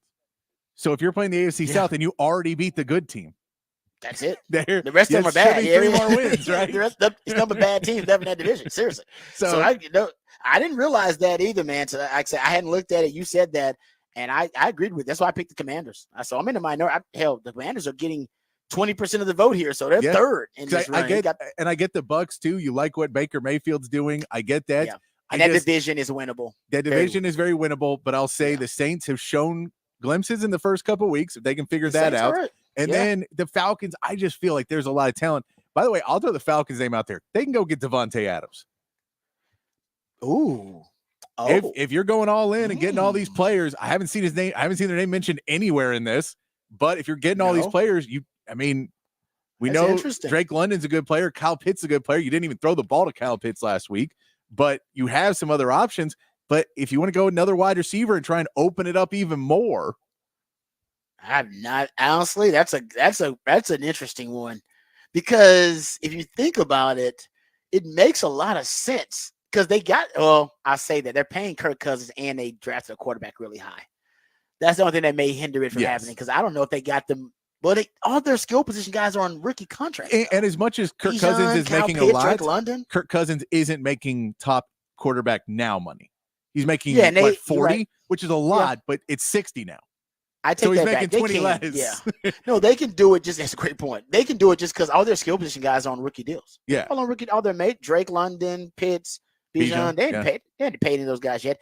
Bijan's having I don't know if it's because of the system. Bijan is not having a great year right now. No, but that's why I say is if you want to say open this up even more, put a veteran in there. And okay, now there's another option. How many options do we have to have where this becomes opened up? Good Lord. I mean, Michael Penix is going to be salivating whenever he gets that job. He's like weapons all over the place. But here's Bijan through 4 games, guys.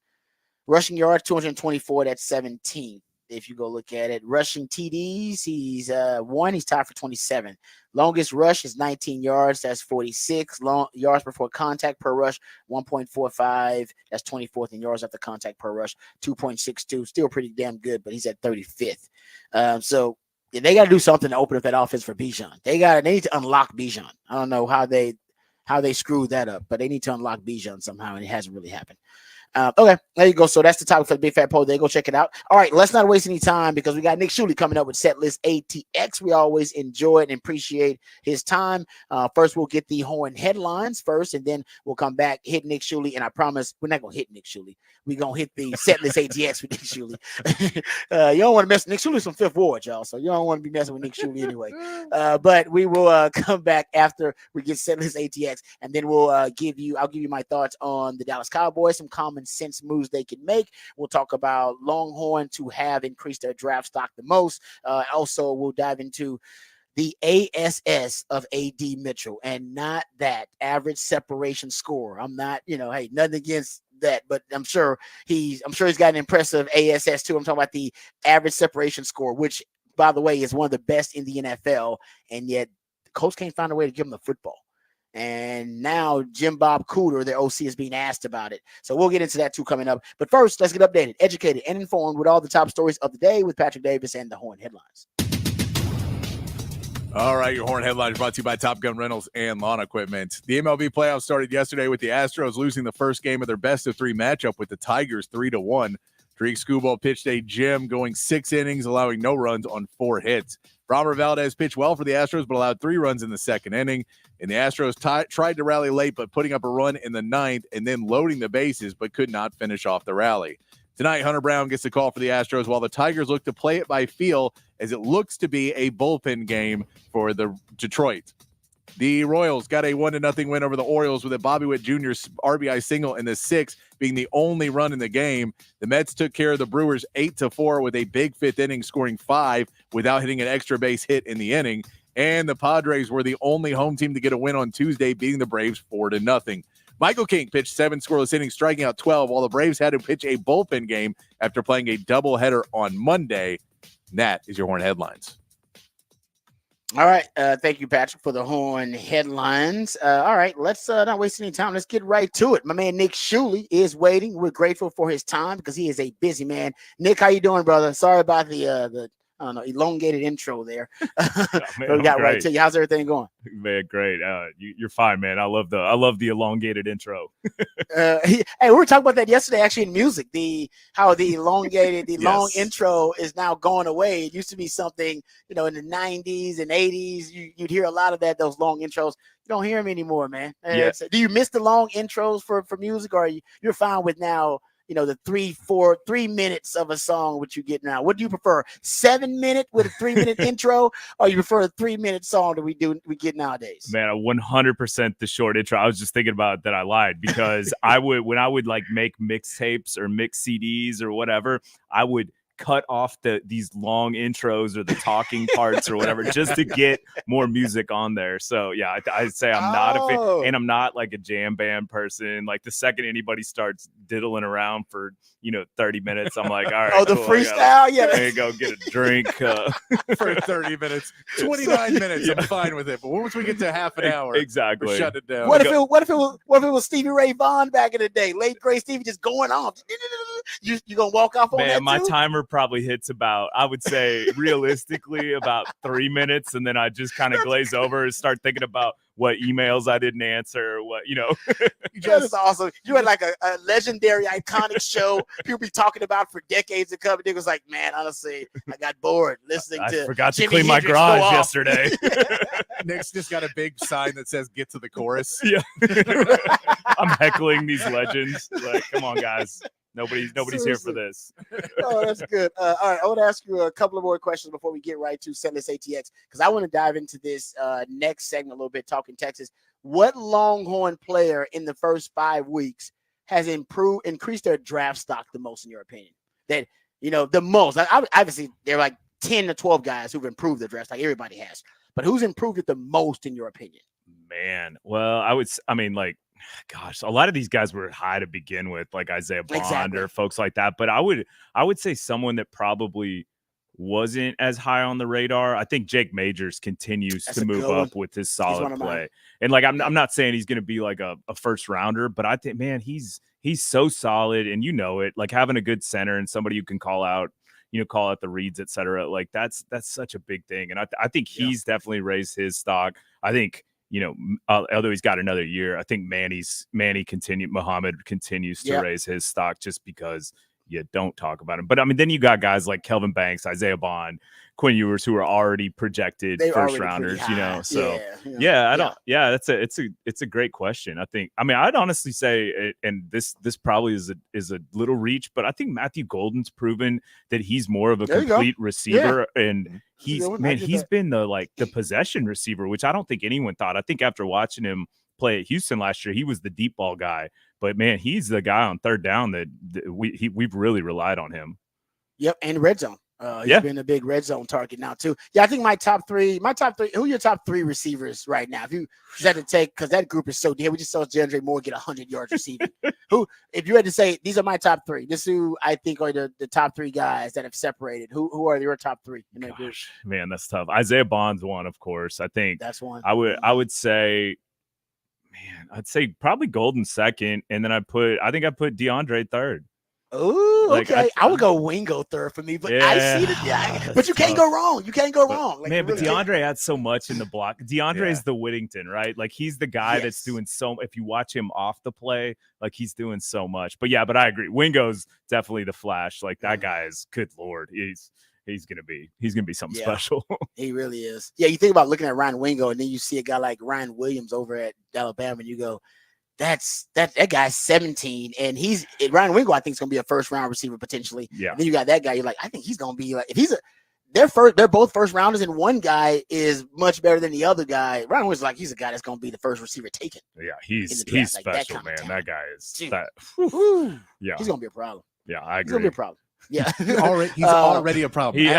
Ask Georgia. He's already one of the best receivers. I meant for in college Texas. My bad. I meant for Texas when we see them in the playoff. I'm like, that's kind of what I was thinking. I was like, well, in the playoff in Texas season, because to me, the way they look, you're gonna have to see them in the playoff. You're not gonna get to the national title without seeing Bama. Oh, man, think about Manny Muhammad on Ryan Williams, man. That would be fun. Bro, think about this. Is something I thought about last night. Think about Isaiah Bond and Ryan Williams should have been on the same team on this offense. Oh no! Yeah, either way, either at Texas or at Bama, because Ryan Williams wasn't he coming to Texas for a minute? Yeah, he was. Yeah, you're right. I think Sark was recruited. Yeah, think about that. Think about those two guys on the same offense. Good Lord! I mean, you talk about speed. We have an abundance of speed, but that's silly. Yeah. Yeah, there's some people that believe that Bond might be faster than Worthy. I don't think he's gonna run faster than Worthy at the combine. I mean, he just set the freaking record.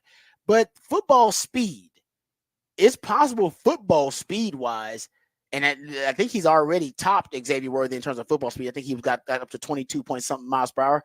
He might have more football speed than Xavier Worthy, which is mind blowing. I would have disagreed with you till I saw him hit the corner in that. Which game was that? Was that UTSA, I think, right? Yeah, you're right. Oh my gosh, man. It looked like it was just going to be like a 5 or 6 yard gain. And then it was like, oh, it's a touchdown. And nobody's even near him. Yeah. They called one back in this game, didn't they? Didn't he have one they called back in this game? Like a long, like a wide receiver screen they took.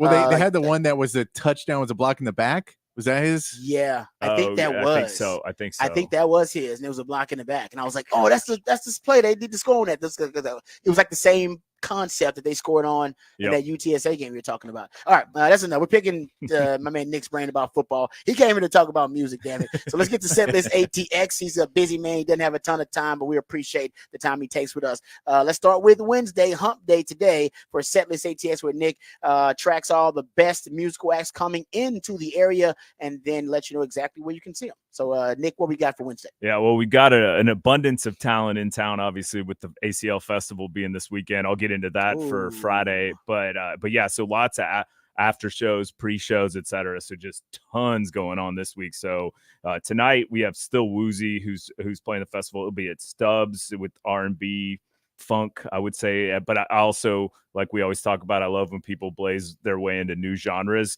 And this was the genre that they described themselves as psychedelic bedroom pop. So it's the first time I've ever said that one. So that's deep in it. That is deep. And then Chance Pena, who's a really good up-and-coming singer-songwriter, he'll be at Scoot Inn. And in New York Indie Rockers, Joy Wave will be at Emos. And then one of my favorite West Coast punk bands of all time, Pennywise, will be at Mohawk. Those guys are legends. And There's going to be a lot of older people wearing all black at that one. So, and then Fort Worth's favorite son, who's also playing the festival, Leon Bridges, has been doing the last 2 previous nights. And then tonight, he'll be doing the third of his stand at the Continental Club. So Leon's big enough to play probably, arenas, but he's doing the Continental Club, which is, I think, that's so 200 cool. Cap, 250 Yeah. cap. So pretty cool. 3 straight nights of that. Tonight's the last night. If you can get into that, you're a connected human being. And then the legendary Cuban musicians Buena Vista Social Club will be bringing their performance to the Paramount. And then Thursday, Foster the People will be at Emo's. And then Connor Price, who's a big TikTok sensation, who brings his version of hip hop to Stubbs. And then one of my favorite Austin artists, Chief Cleopatra, will be playing the after show at Stubbs there. And then another ACL performer, Dasha, who has her big hit is called Austin. And she will be with the Bros Fresh at In Cahoots on the East Side. And then Chris Stapleton, this is a big one, will be doing an ACL taping. So big underplay for him. He'll be taping on at ACL Live. That's a cool one to see if you can get into that one. You also know somebody. Yeah, you definitely know somebody for that one. Seriously. Sure. And then the first Thursday show this week at South Congress Hotel features Rob Baird and then 2 really good indie bands, Floats and Flight by Nothing. That one's free to the general public, so get out and see that.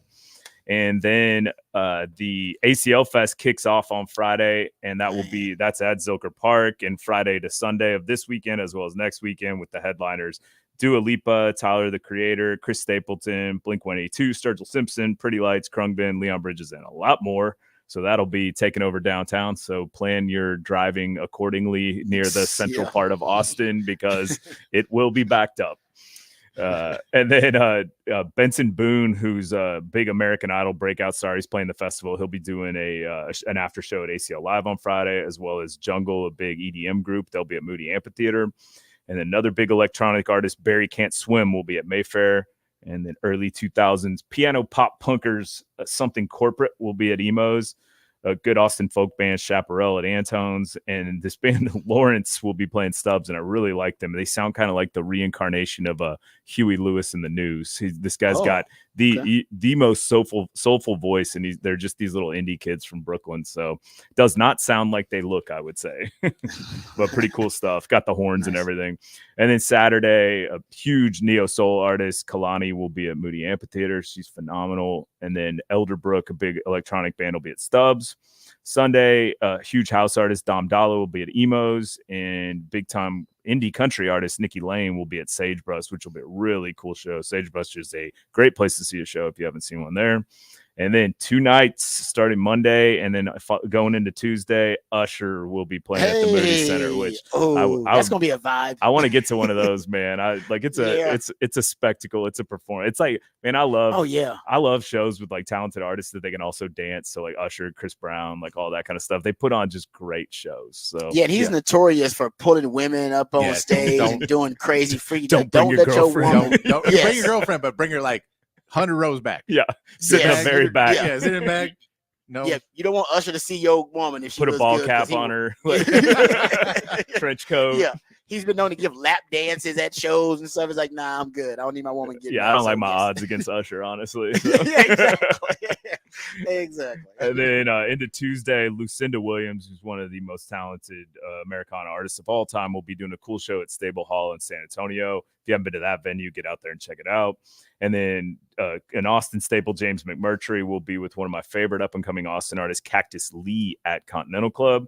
And then Quarters of Change, big indie rock band at Scoot Inn. And that kind of wraps up the week. So tons going on. I was trying to blaze through those because we got so many. Yeah, no, that was good because I actually kind of ACL, I don't know how, but it kind of slipped my mind. I forgot all about it with Setless ATX. So thank you, Nick, for that. And also, let me remind the folks, because of the great efforts from my man Nick Shuley and the crew over at Third and Longhorn, we had a great announcement that was that obviously happened over the weekend, where we now have a partnership with LHN, with Longhorn Network. That's correct. It's, exciting, man. And then we're going to kind of start doing our interviews again. We kind of normally did the interviews in the off season, but I think we're going to work with Texas and do some kind of one-on-one profiles every week. So I'm working with John Bianco to get those scheduled. So we'll get those going Nick, soon. Thanks for everything you do, brother. Trust me, we got a great crew. It's me and Jeremy Hills and Fozzie Whitaker and Derek Johnson, Alex Okafor. You got some legends thrown in there. But Nick Shuley, man, trust me, he is the one that had the vision for this podcast, and it's going great. I get a lot of compliments on it. So thank you, Nick, brother. Only because of y'all, man. Y'all are the talent there. So that's fun. Yeah, go check out Third and Longhorns. Twitter, Instagram, right? You can get it anywhere. Yeah, pretty much. 3RD and Longhorn. You can find it anywhere. There you go. All right, Third and Longhorn. Thank you, Nick. We appreciate the time. We know you don't have much of it, but we appreciate you spending some of it with us. I appreciate y'all. Thanks, fellas. All right, that's my man Nick Shuley. I believe you can cyberstalk him at Nick Shuley on the social media if you want to. We come back. We'll get into what Longhorns increase their draft stock the most, why you should care about A.D. Mitchell's ASS, and we'll dive into what the Cowboys need to do, some common sense moves the Cowboys can make to help turn around their season. All that and more right here on the Rodcast featuring Patrick Davis. I'm Lifetime Longhorn Rod Davis. Coming back on the Horn.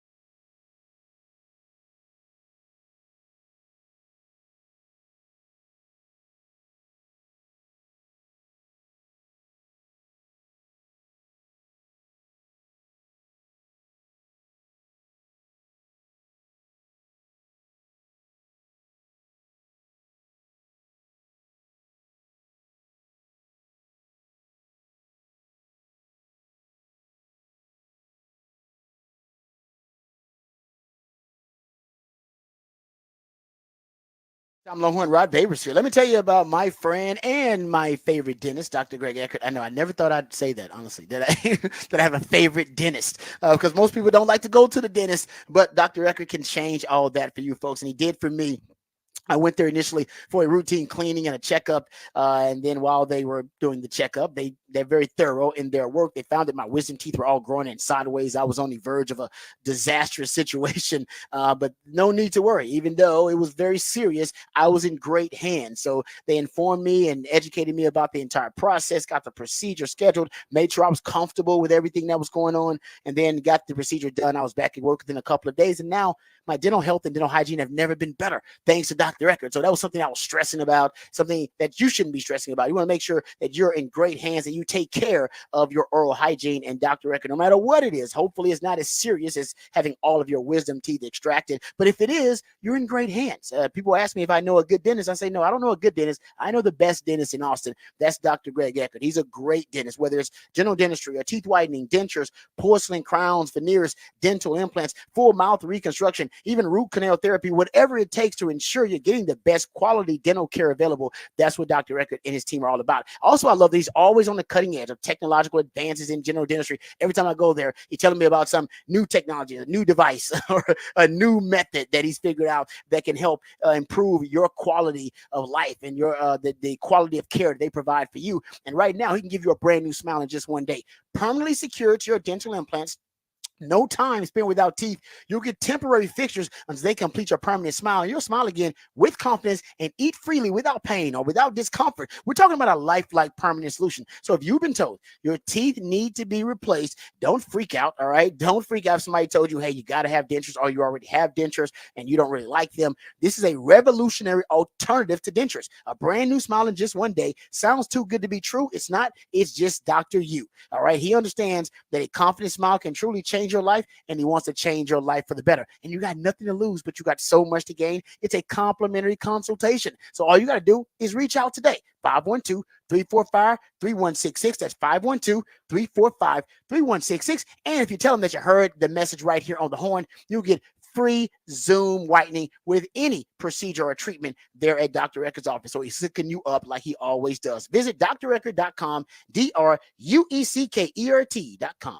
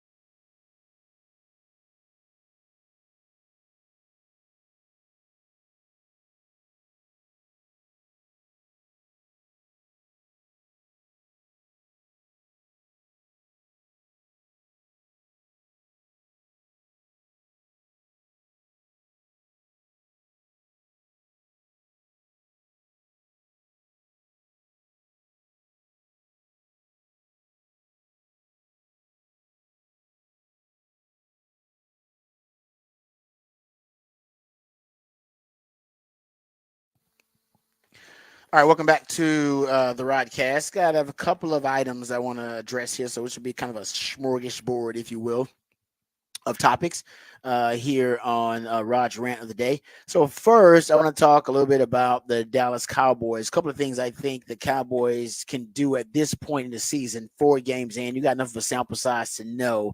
And by the way, the biggest issue with the Cowboys right now, how that defense is going to respond to injuries. DeMarcus Lawrence is on IR. Micah Parsons is probably going to miss this game. I don't think they're putting him on IR because they expect him from that high ankle sprain to be back maybe a couple of weeks, but he's going to be out for this game versus Pittsburgh. So I don't know how that defense responds to that. How does the defense respond to losing 2 of your 3 best players on defense? I don't know. I wish I could tell you. That's you're losing your best player, Michael Parsons.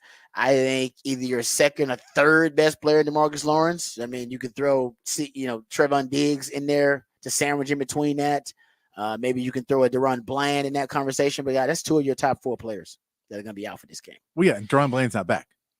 I was saying, so you're missing 3 of your top 4 players. On so defense we say Deron right Bland could be in that conversation, but I don't believe he's going to be playing either, right? Yes, no, you're right. He's not. No, you know why I brought him up. You're right. He's not even going to be there. So that's why it's concerning going against the Steelers. Now we've talked about it. Justin Fields, he's not lighting the world on fire, but he's also not lighting himself on fire. So with Justin Fields, that was one of your big issues. Like, he was high risk, high reward, right? It was boom or bust with Justin Fields. He would have these highlight worthy plays, but also he'd have these low light worthy plays where, he's putting the ball in harm's way, making bad decisions, and he didn't know how to manage a game. The concerning thing for Cowboys fans is right now, Justin Fields, I think, is playing some of his best football, but it is not highlight reel worthy football. It's boring, manage the game kind of football. But for him, this is growth, ladies and gentlemen, because he didn't know how to manage a game in his career. Now he does. And that has led to him being top 10 in completion percentage, adjusted completion percentage, interception rate, big time throw rate, turnover worthy plays, and passing grade. He's all top 10 in all the categories. And actually yards per attempt, he's 11th. We've never seen Justin Fields with those kind of passing metrics because he's learning how to manage a game. And as long as he learns how to manage a game and balance that with the mitigation of the risk, but keep the high reward, that could be something special.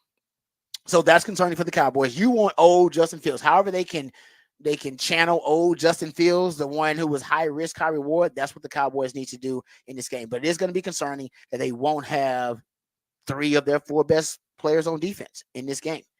Now, some things, first of all, Demo needs to play more. DeMarvion Overshown needs to play more, period. He had 63. He's played 63% of the snaps, I believe, so far on defense. That probably should be up to about 75% of the snaps because he's playing so well. He had 8 tackles, 6 solo tackles, and 1 pass broken up in that game versus the Giants. He's one of your best read and react sideline to sideline defenders. He's great in coverage because he used to be a safety. I think he should play more. I do. I think that's a common sense thing. Play Demo more, and I think that'll improve your defense. Also, I would use more Rico Dowdle. I think we're at the point now. I didn't love any of the running backs for the Cowboys. Still think they should trade for a running back. They need to go trade for a running back as soon as possible. A guy that can turn a 6-yard gain into a 16-yard gain. But of the guys on the committee that they have at running back, in my opinion, I think Rico Dowdle gives you the best chance of a guy who can break a play. Not just make the play, but he can break a play wide open. So he's played 44% of the snaps. So just like a committee, he's played 44%. I would give him the majority of the snaps now. I'd put him at 55%, somewhere around there. And then fill in the committee with the rest of them. He gives you, I think the more he plays, maybe the better he'll get and give you a good chance. Patrick, you brought up Dalvin Cook should play. That's nothing. Throw Dalvin Cook out there in the mix. See what he can do. Exhaust all possibilities for improvement at the running back position. Offensively, I can't believe this when I saw it. They need to use more cheat codes. I couldn't believe this when I saw this stat.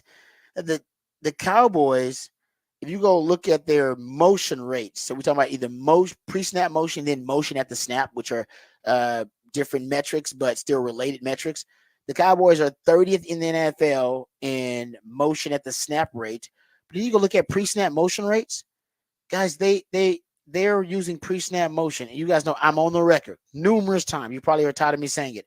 Pre-snap motion is one of the cheat codes that improves everything: passer rating, yards per attempt, yards per rush, completion percentage. You name a metric, it improves with the usage of pre-snap motion across the board. And the Cowboys are only using pre-snap motion right now 47% of the times. You think about it, let's look at some of the best offenses in the NFL and how they're using pre-snap motion. You go look at the Bills, they're at 67%. The Texans, if you want to consider them a really good offensive team, they're at 64%. The Ravens are by 61%. You go look at the Green Bay Packers, they're a good offensive team. They're at 74%. The San Francisco 49ers, they're at 75% pre-snap motion rate. The Lions are a good offense, 74% pre-snap motion rate. The Saints started off real good. They're at 66%. Hell, the Minnesota Vikings are 5-0. They're at 60% at least. Kansas City Chiefs, they're at 70%. Offense is not great for Kansas City, but they're at 73%. It's a cheat code that works, and the fact that the Cowboys aren't using it enough is crazy. So they're below the league average in pre-snap motion rates, and they're 30th in motion at the snap rate right now. And by the way, the NFL average for motion at the snap rate is 22% motion at the snap rate. So that at least they're higher than, actually I take that back. They're below the average in motion at the snap rate. They're at 11.1%. So they're below the average in motion at snap rate and below the average in pre-snap motion rate. That's a problem. The Cowboys should be at least average, if not above average in those categories, because we know those cheat codes, those hacks, they actually work against opposing defense. So that's disappointing for the Cowboys. Those are some common sense things. The Cowboys, if I don't see them in the next game versus the Steelers, I'd be a little bit disappointed. And when they play the Steelers, they also need to know that the Cowboys they've struggled a little bit versus power concepts, gap run schemes, man gap run schemes. Teams are running downhill on them. Well, the difference between Najee Harris, all right, and Jaylen Warren when it comes to their gap run scheme productivity the last 2 years, stark. The zone run concepts, Najee Harris is the guy. He does a really good job on zone run concepts. You would think he'd be the downhill running guy, but he's only averaging 3.7 yards per carry running downhill on gap and power schemes. But on zone run schemes, he's averaging around over 4 yards per rush. On inside zones, he's averaging 5.4 yards per rush. But the gap and power schemes, Jaylen Warren, 6.6 yards per carry. So he's the guy that they want to run downhill with. So he may play more, actually, may get more rushes against the Cowboys than Najee Harris. Just be on the lookout for that too. All right, another NFL topic I want to hit before we get to Longhorns, who have increased their draft stock the most.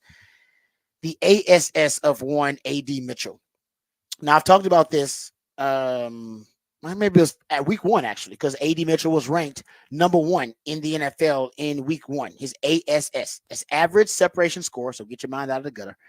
But in week 1, his ASS, AD Mitchell, he had the number 1, and this is an advanced analytics, so it's a deep analytical stat measuring how often a wide receiver wins in coverage situations versus a DB, and what's their average separation metric. They basically made their own cumulative metric and score based on their own data, and they rank all the wide receivers based on those 2 categories, right? What's your win rate? What's your separation score?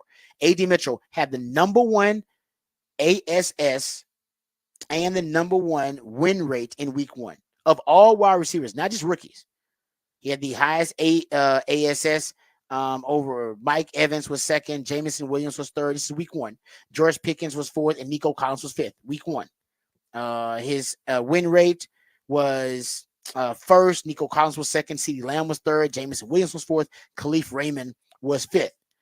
And then I started looking at I've been keeping up with it every week, and he's been in the top 10, but he hasn't been at the top like he was in week 1 until week 4. And in week 4, he was once again at the top of the ASS rankings. He was number 1 this week, followed by Mike Evans and Chris Olave and Brandon Ayuk and Jamison Williams. And if you go look at his win rate, he was also the top receiver in win rate this cycle, this week, I should say. He had a 51.9% win rate. Second was DeAndre Hopkins. Third was George Pickens. Chris Olave was fourth, on and on. So 2 weeks out of the 4 weeks so far this season in this deep analytical metric to determine how often wide receivers are open, A.D. Mitchell has led the NFL, not just rookie wide receiver, led the NFL in those categories. Sad part is they can't give him the football. He's only got 2 receptions for 32 yards, and yet has been the receiver with the most separation out of any and most wins against DBs out of any receiver in 2 of the first 4 weeks of the season. And they can't get the football to him. It actually is kind of sad. Now, at first I thought it was just Anthony Richardson. Anthony Richardson he's really bad. Anything less than like 30 yards, his catchable throw rate is inconsistent at best, right? 1 to 9 yards. He is the worst of 37 qualifying quarterbacks in catchable throw rate. 10 to 19 yards. He is 6th worst. 20 to 39 yards. He is 3rd worst. But 40 plus yards, he's the best. Listen, like I told you, he makes the extraordinary look ordinary, but can't do the ordinary very well. Right? He can't perform just ordinary tasks at the quarterback position very well, which is hitch routes, a slant route, a check down. But you would think, because if you look at A.D. Mitchell's air yards, his air yards on all of his targets is 275 air yards. I mean, they're throwing it to him down the field, deep down the field on some of these targets. If you go look at the air yards for Xavier Worthy, he's been a deep threat for the Kansas City Chiefs, right? 163 air yards. Hell, Jay Witt's at 54. Yet both of those guys have been way more productive than A.D. Mitchell because they can't seem to get the ball. Even when Joe Flacco came into the game, they couldn't seem to get him the football. If you go look at the 3 receivers Texas put into the NFL last year and go look at their productivity, Jay Witt arguably has a chance to be the most productive of the 3 this year. He's being showcased because of the injuries to Puka Nacua and the Cooper Kupp. If you go look at his average route depth, he's at 8.4 yards. This is Jay Witt. For A.D. Mitchell, is 11.4. His average route depth, 3 yards more. Hell, Xavier Worthy, his average route depth, 8.2 yards. And you got Jay Witt's average route depth is longer than that. If you go look at first downs per route run, A.D. Mitchell is at 1.9. Jay Witt's at 11.1. Xavier Worthy's at 11.2. You look at yards per route run, A.D. Mitchell's at 0.59 yards per route run. This is probably the most accurate metric to determine the productivity of a wide receiver. Xavier Worthy's at 1.48. Jay Witt's at 2.07 yards per route run. He's more effective as a receiver right now than X-Man. I know it sounds crazy. Or if you're looking at just per target basis, then A.D. Mitchell. Now, X-Man's got 9 receptions, 154 yards, 2 touchdowns. He's got 78 yak yards. Jay Witt's got 11 receptions, 112 yards, and 74 yak yards. It's really amazing how Jay Witt is starting to really find his place with that Rams offense. But A.D. Mitchell, somebody save A.D. Mitchell. He's open. They can't get him the football. And even Jim Bob Cooter, the OC, admitted they're stupefied. They don't really know what's going on. They just assume it's a small sample size, and as the season goes on, if he continues to get open, they'll find a way to give him the football. I think they need to start forcing him the football. I think they've got to force feed him. They got to scheme him open because he's going to get frustrated at one point. You keep running that wide open, and they can't get you the football. It's only a matter of time before your attitude reflects that. So I think they got to do something. All right, there you go. That's my A.D. Mitchell take about A.D. Mitchell's ASS. Let's talk about what Longhorns have improved their draft stock the most. I think, and I asked Nick about it, My answers are pretty simple. I'm going to go with Gunnar Helm, number one. Yeah, that feels like an easy number one. He went He's from a number guy one, that right? we said may not even play on Sundays to Yes. draftable. So when you went, I don't even know if this may be his last season of playing professional football too. Oh no, he's going to go in the draft. Yeah, that's it. That's a pretty big improvement. So it's stark Dude. improvement. Yeah, I think he is obviously. I'm with you. We're on the same page there. Honestly, Nick's thought about Jake Majors may be the second, in my opinion, the player who's improved their draft stock the most. I wasn't thinking about Jake Majors, that kind of guy. I'll give you who's my second right now, because I just saw him in the first round of a mock draft on Twitter. Jahdae Barron, I think, has moved up a long way. Jahdae Barron hasn't. Yes, that's true. Very true. You're right. And I can't say him as a first rounder unless he tests well.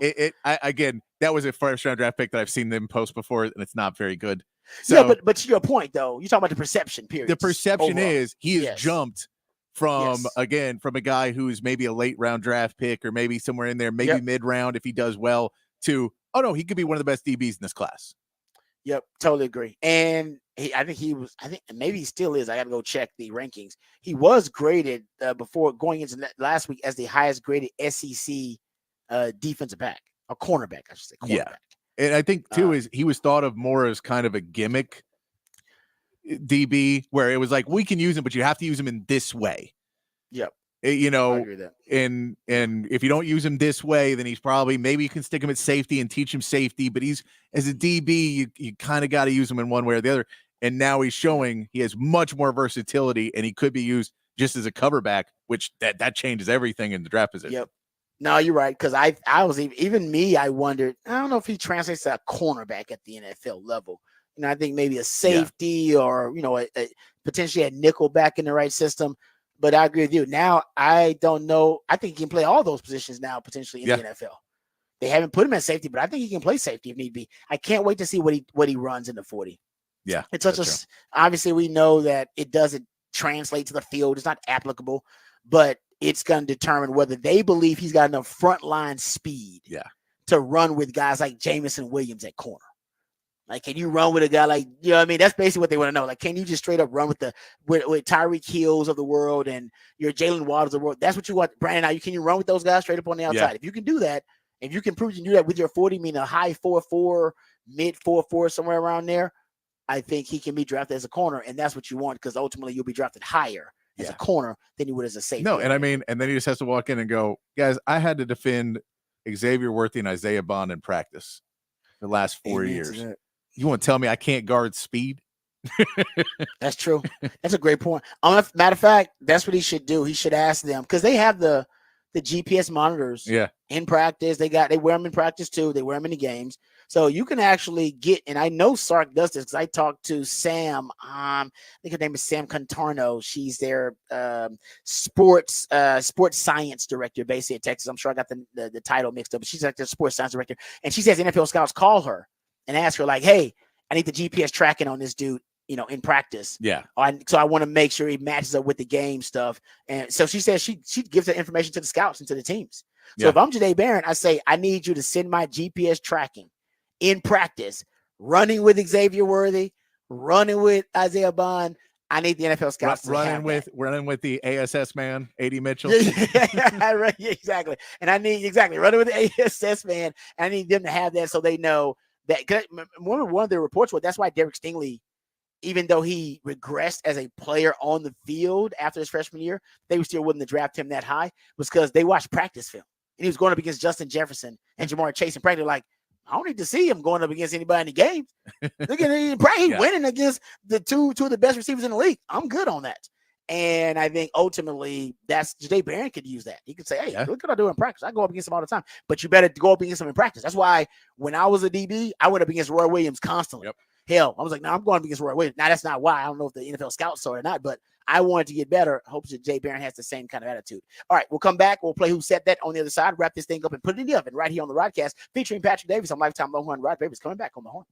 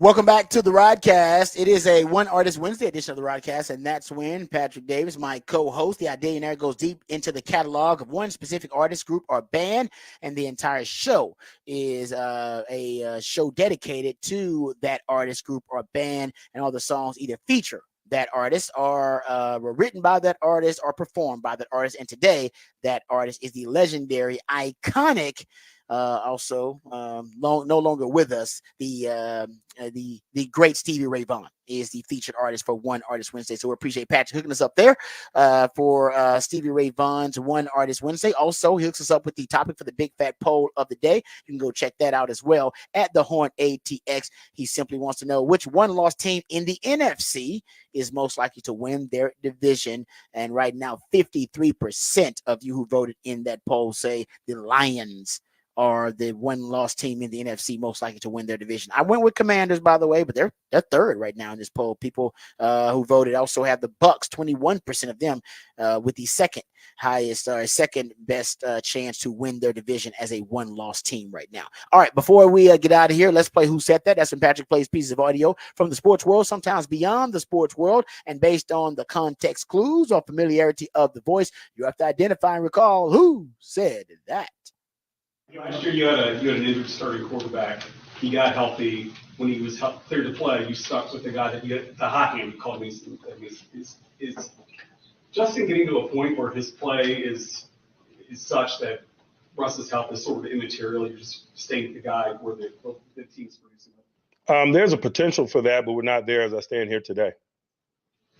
Is there anything Justin can do to prove it right now while Russ is injured? Play well. Win. That's our business. I love Mike Tomlin.